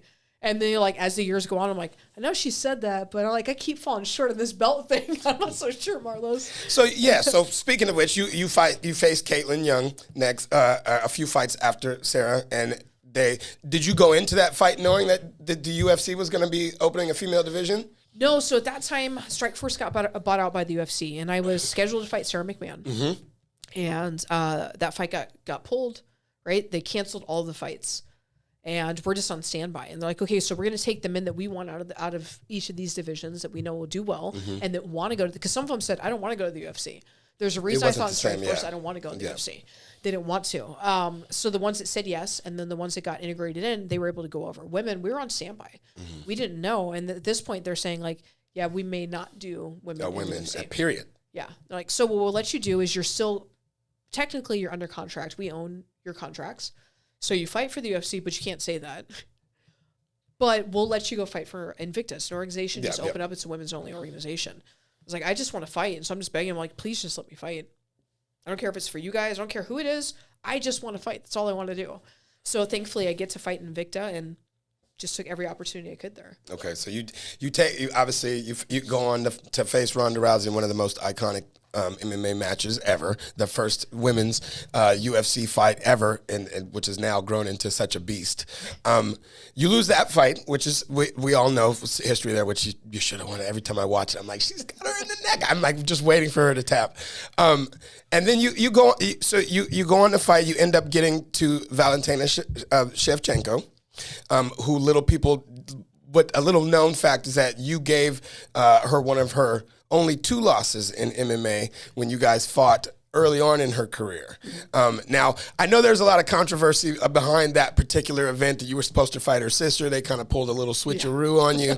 And I know Manolo was screaming America to the mobsters that were on scene. Yep. But so that fight, again, you're facing a very strong contender with just a checklist in martial arts, family pedigree, mom, sister, everyone's in there.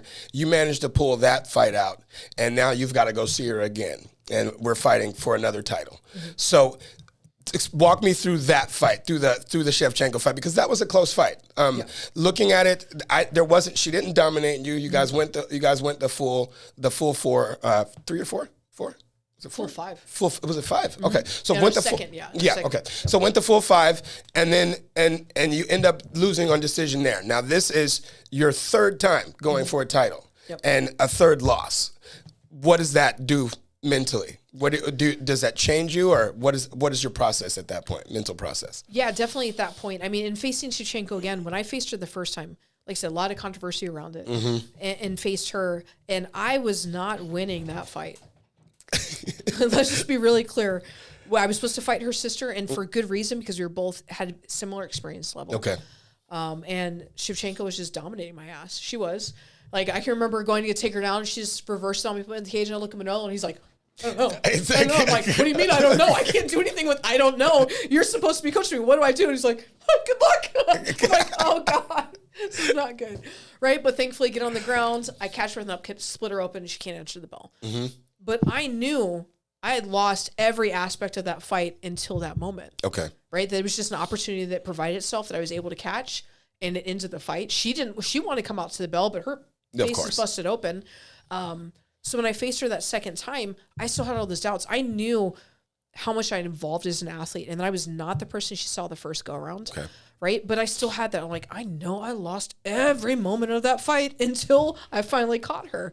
So that definitely played into my inability to pull the trigger. Okay. Because, yeah, when we faced each other, she didn't do anything. No. I mean, if you look at it, neither of us did anything to each other. I did mess up her calf, resulted in surgery, actually messed her up. But other than that, in that fight, nothing was happening. We didn't do anything, and I didn't push and do what I knew that I could. On the personal side of things and on my gym side of things, is that's when I first started training with Charles. And so I have my old coach, and then I have Charles in there, and they're both giving different looks and different answers. Gotcha. And at that time, I felt like the things that Charles is offering and the input that because I'd already faced her under those old coaches, and what they were able to offer didn't help me in that moment. Okay. And I felt like what Charles was showing me was working in that fight, but I was still split, and I was falling on that fence line of old loyalties and doing that, and went back the old way, which cost me the fight, and had those doubts in myself. And so really in that moment, it was like, I need to make a choice here, because these are moments in my career that I may never get back. I may never have this chance again. Yeah. Right? Everybody can look at that fight. Nobody was satisfied with the outcome. And not because they're like, it was so close, it should have gone either way. You guys put on a great show, because everybody's so disappointed by that fight that I knew, I'm like, that's not how I want to go out. I know in my heart I'm a champion. And that can't be the representation of what I do. It just can't be. I wasn't myself that day. And there are so many other things going on. This can't be it. This can't. And for me, that was a moment where I had to make the decision between loyalty and putting my career first. And what that did for me was made me decide I'm going to follow Charles head on. And I'm going to go to the arena and train with everybody there. And I'm going to give everything I have to this now. Okay. So you lose that fight. You're ranked number 4 at the time. What is it? December, they let you go. And literally 4 days before Christmas, you signed with Bellator. Now, were you expecting to go to Bellator? Was that something that I mean, I feel like you kind of knew that maybe you were going to get cut from the UFC when they decided, because they were telling you. No, you had no idea? No, Caught you completely by surprise? Yeah, big time by surprise. Yeah, okay. I had been talking with my management and just saying like, hey, because Alima and I were main training partners. So when I would go corner her for her fight, she'd corner me for my fights. We helped each other through every fight camp for her fights. So I got to experience and see everything she was going through with Bellator. I was telling my management, I'm like, first of all, she's getting fights when she wants fights, right? She's not begging them to get fights. I'm begging the UFC to get fights. And I'm being told that I have no options. I'm like, hey, I'm injured, potentially having surgeries. They're like, suck it up. Somebody else will take it if you don't. So either take that fight or you just wait until we feel like giving you a fight again. I'm like, okay, I'll just take the fight then and think about surgery later. You know, I'm looking at Lima where when she's like, hey, I need a little bit more time. Okay, we understand. Take your time. I want more fights. We got to fight for you. Like, they're doing everything right by her. I'm like, dude, and they seem super chill. I've met them. I've been at the shows. It's not the same. Like, I told my manager, I'm like, I want to be at Bellator. Okay. And at that time, he's like, hey, there's just not an opportunity for you. You can fight at 145. I'm like, I'm not a 145er. No. Like, I'm just now getting to 125 where I feel like I'm in the right weight class. I can't move up 2 weight classes. Doesn't make any sense.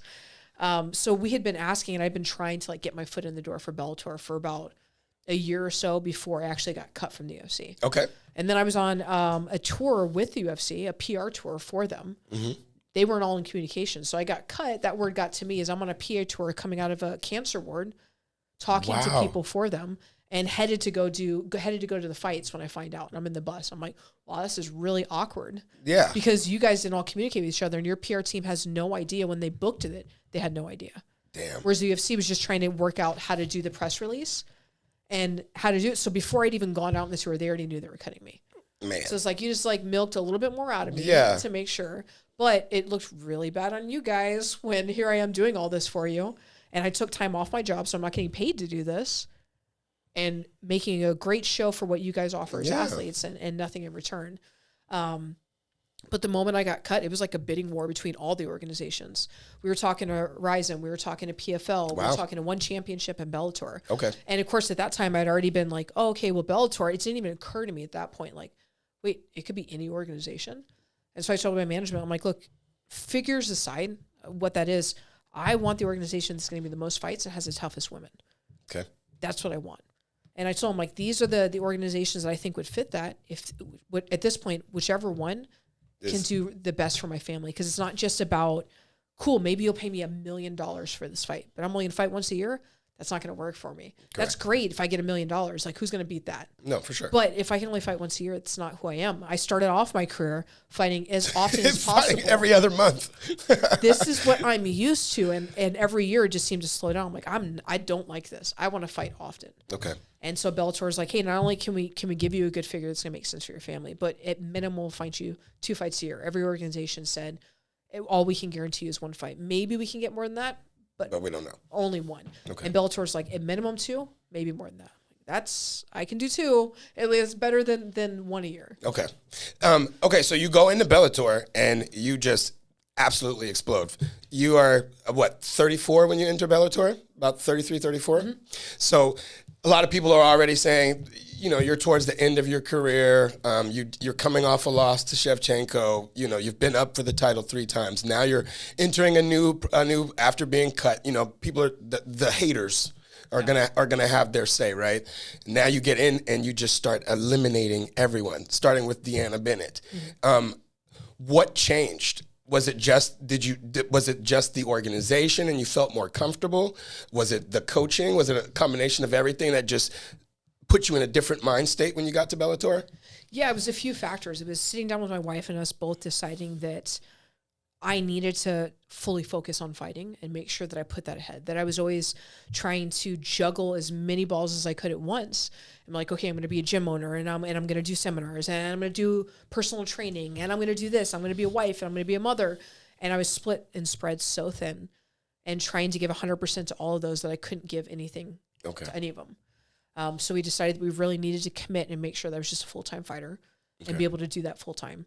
I changed the coaching staff, and where I'd been like splitting my time between the arena and splitting my time at 10th Planet, I went full into the arena. Okay. And that was really what I felt like just changed everything for me. And then the organization, Bellator, was like, hey, we want you to fight. We're not going to overload you and have this high anticipation of media tour leading up to the fight or fight week. We'll ask for some of it, but it's not going to be crazy. Okay. And if we do ask you to go out and go do any of that stuff, we're going to give you a heads up and we'll pay you to do that. Perfect. I'm like, well, you're not just going to ask me in like a few hours notice to go to New York and take off for a week, and you're also going to pay me to do that? Like, I can relax and I can breathe knowing that I can take care of my family in every way possible. And they're like, and we actually give time for our fighters when they go there to go train if that's what you want to do. Because UFC would always be like, don't worry, you'll have time to train. I'm like, you told me to check in at 7 a.m. and you said I'd be done by 7. It's now 10 o'clock at night. Yeah. I need to go to sleep because I could be back up again to go do the stuff at 7. Yeah. And it was just things like that, whereas Bellator like really stuck with, here's your schedule. This is what it's going to be. And there would be times where like, hey, we have a slot that opened up. Would you want to go into this time slot? Or unless you're training, we totally understand. But they gave me that option. The UFC is like, no, you have to do this. Bellator always gave an option. They let you have some say in it. That's awesome. Mm-hmm. So they sound like they've kind of worked out a lot of the kinks and a lot of the issues that some of the other organizations are still kind of struggling with. Absolutely. So you dominate. You go on to dominate. You are now you go on to win your next 3 fights. You're now get the chance to go for your title the 4th time. What was that call like when you get the call to, hey, you're going to get this title shot now. We're going to give you the flyweight title shot. So I had taken another short notice fight on 3.5 weeks notice to fight Watanabe. She was originally supposed to fight Alima, but Alima got injured. And we had the same management team. And like I do with every organization, I always let them know, I train all year. I don't take time off. I can take a fight. So it's a 3.5 week notice fight. They're like, we have this opportunity. My management was like, look, if you lose this fight, you're out of title. You're going through all these different women. You're working your way up the division. But if you lose this fight, you're out of title contention. And we don't know when we can get back on track. If you just say no to this fight, we know that the next fight should be in contention for the belt. But by taking this last minute fight and doing a solid for Bellator, if anything happens, if you don't have a great performance, but you still win it, we don't know that's not going to expedite your track there. Okay. And so it was like, okay, well, if I take this fight and say like we just go to decision, that's not what Bellator wants out of me. They want me to do strong finish. If we go to decision, that's not going to put me in good title contention. It's not going to put me in good standing. Like, cool, I just solid by them by taking the fight, but it's not going to do anything. Okay. And so I was like, hey, there's that risk. And I told them, and I like looked at, because I'd been studying the tape, helping Alima get ready for her. So I already knew all of her strengths and all of her weaknesses. I'm helping Alima doing all that work. So I'm like, no, I got this fight. No, we'll do this. It'll be fine. And then drama goes on at the gym, and I'm in the bath, cutting weight, getting ready for this fight. And I get pissed off beyond anything I could ever describe. And so I go into that fight. That was not the game plan, by the way. It was not to try and like break her face and to go in there and see that opportunity. That's not how we're like, okay, into the third rounds, we'll go for that final kill after like picking her off side by side and go in for a kill shot at the end. Not like, hey, I saw that I just hurt her. Let's go. Done. Fight's over. But I was pissed off. And so I went in, nothing against Watanabe, went in, get a great finish. And I come out of it, and Scott Croker's like, hey, and he said leading into the fight, if whomever of these women can put on a great performance tonight and they can put on a strong finish, they're in title contention. Oh. And so I was like, I come out of there, I win that fight, and it's echoing in my head. I'm like, wait, I remember he said that. And I'm like, I'm going to hold you to it. I'm like, I'm going to hold you to that. And then sure enough, I'm getting that call with like, okay, you're going to do this.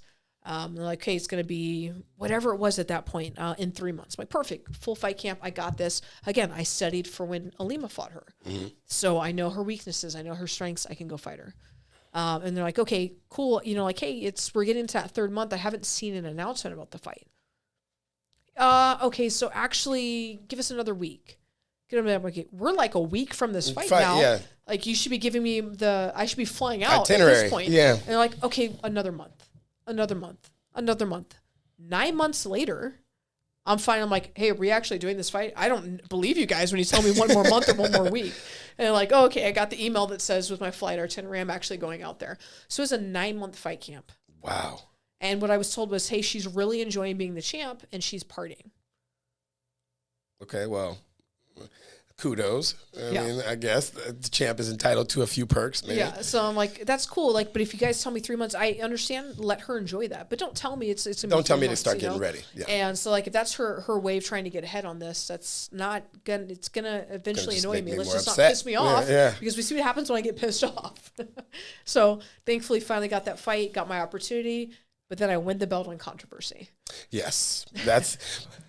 You're in Hawaii. Yeah. Gorgeous setting.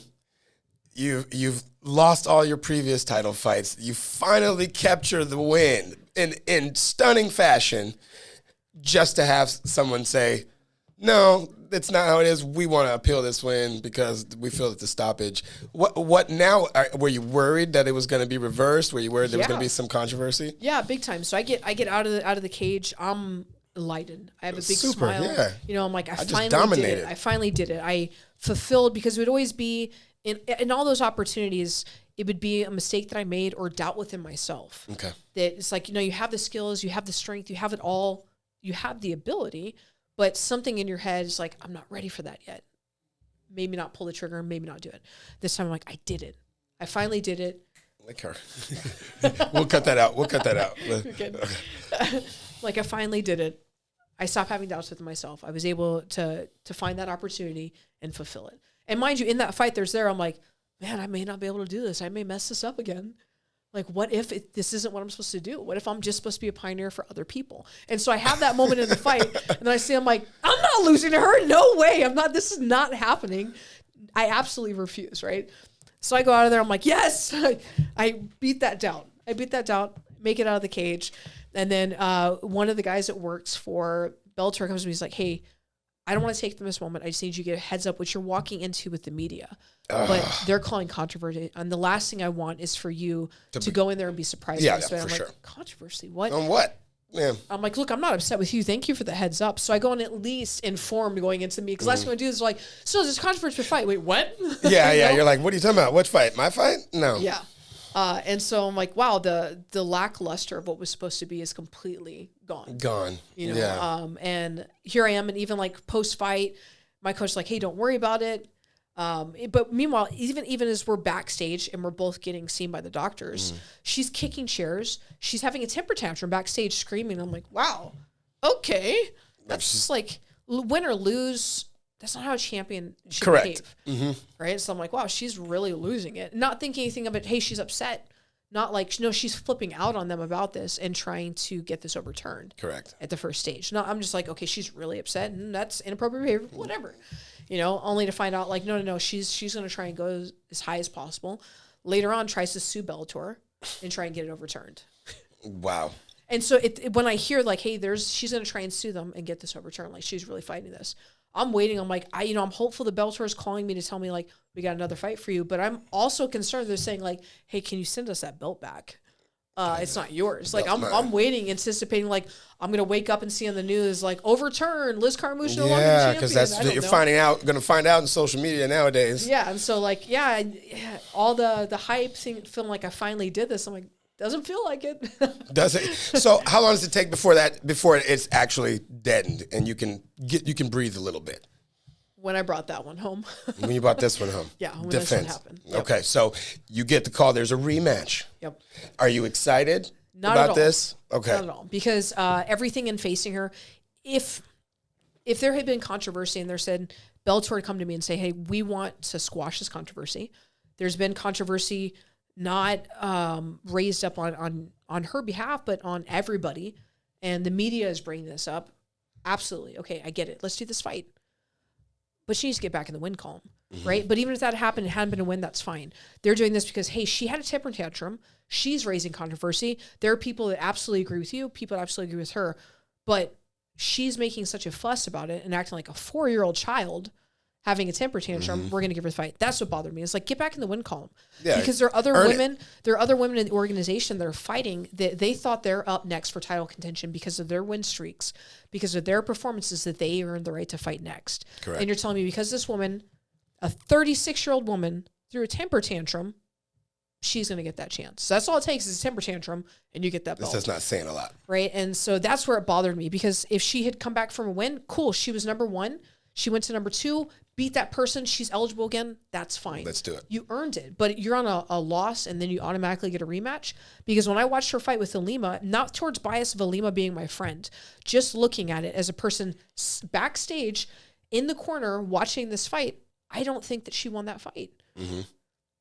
When it comes to going to a unanimous decision, it has to be, you have to flawlessly win every single round. Correct. And the only thing that Juliana did in that fight was break Alima's nose. And Alima did what? Shook it off, gritted through like nothing happened. Like, oh, it's broken? Cool. You would just think it was just like a normal jab that just barely grazed off. That's how she acted with that knee, right? So in my mind, looking at it, there wasn't this dominating fashion where she outdid Alima. It was not Alima's best performance, but it was not so close that it should have gone to Juliana. So I didn't even think that she should have been the belt holder. Got it. Not having anything to do with my bias as a friend, just watching the fight, didn't believe it and didn't understand how it went that way. And then you have this champion who then has his temper tantrum, gets their way again. I'm like, what is going on? And so I'm looking and I'm thinking like, okay, well, the next person's got to be one of these 3 women because this is number 2, number 3, number 4. It makes sense that they're going to be next. And I'm excited because here you have, these are 3 women I haven't fought before. Yeah. I've been watching them. They look great. That seems like it's going to be an exciting matchup. And then it's her again. I'm like, really? Like we're going to award bad behavior and give her this fight? All right. So are you going in there with like, I'm gonna match? This is not gonna be left to anything. I'm coming in to smash from the beginning. So yeah, I definitely went into that fight like, okay, I'm gonna need to quiet her. And then she starts, I don't know if it was her or her teammates start tagging me in like her training videos and stuff, which I'm like, first of all, you're training in the gi. We've all established many years ago, predominantly training in the gi is not the success you'll have in MMA. You're not allowed to grab the clothing. Yeah. And the moves you specifically sent me only work with the gi. So great. God, thanks for tagging me. So if you think, I'm like, you're pissing me off by constantly tagging me, then if you think it's going to get in my head and reverse it, I don't work that way. I just get more furious and want to hurt her.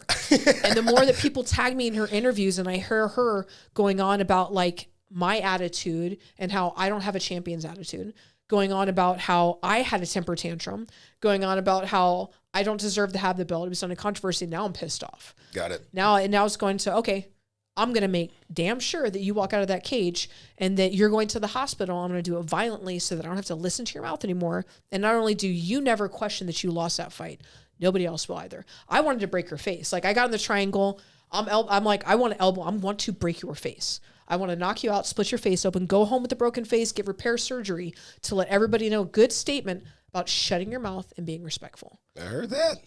And well, you didn't break her face, but you broke her arm. So, I mean, you settled for the arm. In decisive fashion, you are now the undisputed champion. There is no questions to be asked. How does that feel? Way more satisfying. Way more satisfying now. Now I feel like I actually am the champion. I finally worked for it. Okay, so you've reached the plateau. I mean, this is it. Well, not it, but you've got to defend, and but most people will never ever get to the point of ever even getting the honor to wear the belt. So where's your focus now going forward? Yeah, I really want to make a strong statement. One great thing that I've been able to do in Bellator is I now have five wins, 5 fights in Bellator. Mm-hmm. 1 out of decision, the rest out of finishes. Correct. I want to keep going with all those finishes. Okay. And I want to be able to close out my career undefeated with Bellator. Mm-hmm. I want to have a 125 belt, and want to have a 135 belt. Got it. I want them to open up division and have an opportunity to showcase a 135 division there and be able to do what no other female is doing in Bellator, which is holding a belt in 2 different divisions. That has never been done before in Bellator. Has that been done anywhere before? Yes. Who's Amanda Nunez. Amanda Nunez. That's in the right. UFC. She does. Yep. She's got the bantam and the flyweight. Okay. Yep. So Bellator is open to that. I know that you've expressed interest in that. Do you feel like there is enough females to stock a healthy 135 division at Bellator? I think the problem they'll come into is there will one, it comes into finances. Do they have the ability to finance another division? I'm not sure if they do or don't, right? Okay. I don't know the financial situation. That I can't speak on. As far as the skill level and being able to fill that division, absolutely. Okay. It may cut at the cost of some of their 145 fighters and some of the 125 fighters. Having to exactly. enter in. Because I know that some of the 145ers, they're fighting at that weight, not because that's the proper weight for them. But they're like, I cannot possibly make 125. No way. Yeah, so 145 will have to make sense. Okay. And 125ers are like, this is a really difficult cut. And this is a lot of wear and tear on my body to be able to make this weight. But I cannot be a 145er. I'm way too small. So in each of those, they're making it do, but it's not where they're supposed to be. Got it. So I certainly think that those proper 135ers will make their way there. If Bellator allows them, Bellator can say like, no, you can only fight for 145. That's the contract you signed. Mm-hmm. You're staying there. You fought for 125, right? So they can certainly keep them there. And then there are just other women that are fighting in other organizations because Bellator doesn't have a 135 division. Got it. Right? Where they would love to fight in Bellator. That would be a great place for them. But it's not an option, and they're not willing to make that compromise to either move up or down a weight class. So they'll fight in another organization and just hope that they get into the UFC someday. Yeah. I understand. I see the dilemma there. Okay. So hopefully, with any luck, Bellator execs, you guys are watching this, we need a 135 division. I think that we can make it happen. And Bellator is rising, and I love everything that they're doing right now. I think that they are treating the athletes with some respect, and they are kind of pioneering the next phase of MMA going forward. So I'm happy to see them there, and I'm happy that you were there representing them. You've got so many firsts in the game. You are literally a pioneer in MMA, the first women's UFC fight. You're the first female Marine MMA champion. You're the only All-American, the only American champion in any promotion right now that has a belt. With so many firsts, how do you handle the pressure of being a pioneer and then being a pioneer in the LGBT community as well? I think just focusing on what I'm trying to achieve next. It's really when somebody stops and they ask me and I look back at the things that I fulfill and the accomplishments I have, it's just that dumb Marine. It's just that person that's willing to take that phone call and go, yeah, I'll do it. You know, like every opportunity where I had a chance to make history, to do something different, to advocate for something. It was just my willingness to do it and just wanting to have every opportunity available. So it put me in places that nobody, like the Ronda fight. It wasn't like I was the first phone call they made. Hey, do you want to fight Ronda Rousey? We're so impressed with everything you've done. No, I was like the last phone call they made. They called multiple other women before me, and I was just the only one who, without hesitation, went, yes. I'll take Wait, what are you saying? You said you said I could fight. That's all I heard, and I didn't really. First, in the UFC with Ronda. Oh, I should probably call my coaches and ask them now. But I said, yeah, just go ahead and email that over, and then hung up. I'm like, ooh, I didn't ask my coaches, and then I'm calling them. We already know. Yes. Yeah, it's gonna be yes, but still. But it was just again just a willingness and just want to fight, like. Okay. That's all that it was. All those opportunities just came because somebody else said no. Somebody else wasn't willing to, or they just knew they're like, hey, this sounds like something crazy nobody else would be willing to do, but let's call Liz because she's crazy and she'll do it. That's the Marine motto. Just send them in. They'll go. No problem. Okay, so you're 38. You're getting you're getting up there in age. You have family. You have a wife, Braylon, and your son, Brant.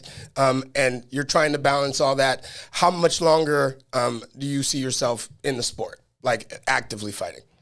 I honestly don't know. I don't. I don't want to put a cap on time, and because I've just seen so many fighters say like, I'm going to be done by 45, and then 45 hits, and then they plummet. Like they just put it in their head as that being the finality to it, and everything goes into fruition to making that happen. Okay. So I don't want to put a finite date, a finite age, anything on it. But I also have a wife that she loves rescuing and nurturing and taking care of things. And loving all the different rescue horses, has her service dog program to give back to veterans by raising these dogs, fostering babies, so I have to keep fighting to be able to fund her craziness. So we both get to feed into our crazies. I get to do my crazy, take these phone call fights, and I get to feed in and help her to be able to follow these adventures with all these things in need. Now, we talked earlier off camera about some of the things that she's doing with horses. I know she trains vet service animals for vets that suffer from PTSD. Yes. And is that how you guys met? How did you guys meet? Yeah, so we actually met punching each other in the face. Oh, right. That's a good way to do it. She came into MMA practice. It was our pro practice. I didn't know that she wasn't even an amateur yet. I had no clue. I'm not told anything. You show up for pro practice, and I just assume you're another pro. I don't ask questions. I'm a Marine. I don't ask questions. Go do practice. Okay, I go do practice. Okay, Let's just do what I'm told, right? So here she comes in. She hits like a Mack truck. She's a wrestler trying to take me down. All I know is like, wow, out of nowhere, this really hot chick came in, but she's beating the crap out of me. I'm not gonna get knocked out by somebody I don't know. So give her first bout of cauliflower after being a wrestler. Didn't get cauliflower, but my ground and pound gave it to her. Okay. And then she's just come back the next day. It's a gift that keeps on giving? Oh, yeah. She comes back the next day just ready for more. I end up having a conversation with her because I'm like, hey, you're a wrestler. That's awesome. Like, we don't have any other female wrestlers. Like, cool. Can we train together more? Well, I don't really know anything about this stuff. Like, well, what do you mean? Like, you're at pro practice. Yeah, I've never sparred before. That was my first time. What? And so then I feel horrible because I had no idea. She's like, I had to beat her down. All I know is she's hitting me hard, and I'm not going to get knocked out in pro practice. I have no idea what's going on. So then, of course, like we build a relationship. She helps me through multiple camps. Anytime that I'm facing somebody that has anything to do with wrestling, I'm like, hey, Braylon, can you help me? You're the wrestler. Like, I need you to come wrestle me to death, please. That's cool. And then through getting to know her, found out that she trained dogs for a living. Okay. Her specialty is behavioral modification with aggressive dogs. Okay. What she did as her passion was to train service dogs for veterans and be able to help rescue animals as well as be able to help a veteran that was in need with physical elements as well as people with PTSD. Okay, gotcha. So when I found out about that, I was in a dark spot in my life, and I was like, hey, would you mind if I can just come help with the animals? Can I walk them? Can I pet them? Scoop poop? I just want to be around animals. Yeah. I'm not really big on people, but I love animals, and I just need to do something nice for somebody else, and I can't do it with people. Okay. Like, please let it be animals. I beat people up. I love animals. Yeah. So I go out there, and I'm just helping with the dogs and stuff, and she's like, hey, do you want to talk about, like, why you wanted to be here? I'm like, no. But she saw it. She was able to, like, just read everything, and she's like, you might actually benefit from having your own service dog. No, I'm fine. I don't think so. She's like, you don't think you have PTSD? No, I'm good. So thankfully she was able to help me get a service dog through that program. Oh. And our relationship just grew from there. Okay. She had our son Brant, and I was the only person who, at that point, she's like, look, I'm an exhausted mom. I just want to come into the gym. Can I just go sleep in the corner? Like, it's midday. I'm working at the gym. I'm trying to sell memberships, train people, teach classes. And she comes in. I was like, yeah, if you want, like, I can hold him, get him to nap, and you could go sleep on the mat or go train with her. She's like, he doesn't nap. He's 5 days old. Of course he naps. No, he doesn't nap. I haven't slept. He doesn't nap. I'm like, baby's nap for me. It'll be fine. Just go back there. Do whatever you need to do, whether it's trained and you feel better or go nap. I got him. So she comes back. He's passed out cold. She's like, what did you do? She's like, what did you do? I'm like, choke cold. She's a little sleeper hole, baby sleeper. And I'm like, I'm kidding. Get out of here. He's going to smell you. So of course he smells her. He wakes up. She comes back and I say the same thing. Like, could you just hold for a little bit? I'm like, yeah, he just napped. Go take your time. Like, you're coming in a dead part of the day. I know my next client loves babies, so my client will let me train them while you're in doing your own thing. Don't worry about it. It's not a big deal. And so this came like a daily thing where I'm like, she's like, I don't know how you get him to nap. I'm like, I don't know what it is. There's something about my pheromones that makes people nap around me. It's fine. I break computers and I nap babies. I nap people. I nap people is what it was. Like, yeah, I'm on a date with somebody. They passed out. I'm the most boring person in the world that just makes everybody nap. Babies, adults, doesn't matter. If you sit still next to me, you're going to pass out. Don't you worry. And so, of course, our relationship builds from there, a friendship, her helping me in fight camps, me being able to be a part of the service dog program, be involved in that. And then we just grew from there. And until where we're here today now. So you guys end up getting married, which wasn't a very publicized thing. How did you guys do that? Yeah, so she gave in to me. So we've been talking, her family, my family, about how we were just going to set up just the whole marriage thing. My sister lives in Alaska. Okay. At that time, my mom was living in New Mexico. Her family, for the most part, lived in San Diego. Okay. But some also in Minnesota and Massachusetts, I think. Okay. Right, so kind of all over the place, and like trying to schedule the time that was going to work for everybody, for them to get everybody's kids, all that. I'm like, neither of us care about that stuff. Like, for us, it's not about our families and everything being there. It's about our union, and it's about our son. That's all that matters to us. What all they need? I'm just like, you guys are stressing us out way too much. We can't do this. And I told her, I'm like, screw it. What if we just went off to Vegas? We got married. We do this with our son. It's just the three of us. She's like, that sounds disgusting. No, we're not going to be. Got the negative. We're not going to be that church in Vegas that's super trashy. We're not going to do it. And then finally, out of nowhere, she calls me. I'm at work. She's like, let's go to Vegas when you go off work. Let's go get married. I'm like, wait, what? Are you messing with me? 3:00. Yeah, it's like 3 o'clock in the afternoon. I was going to ask you what you wanted for lunch. And I'm like, wait, are you serious? She's like, I'm getting all my stuff. What do you need? I'm like, I can go just like that. Are you serious?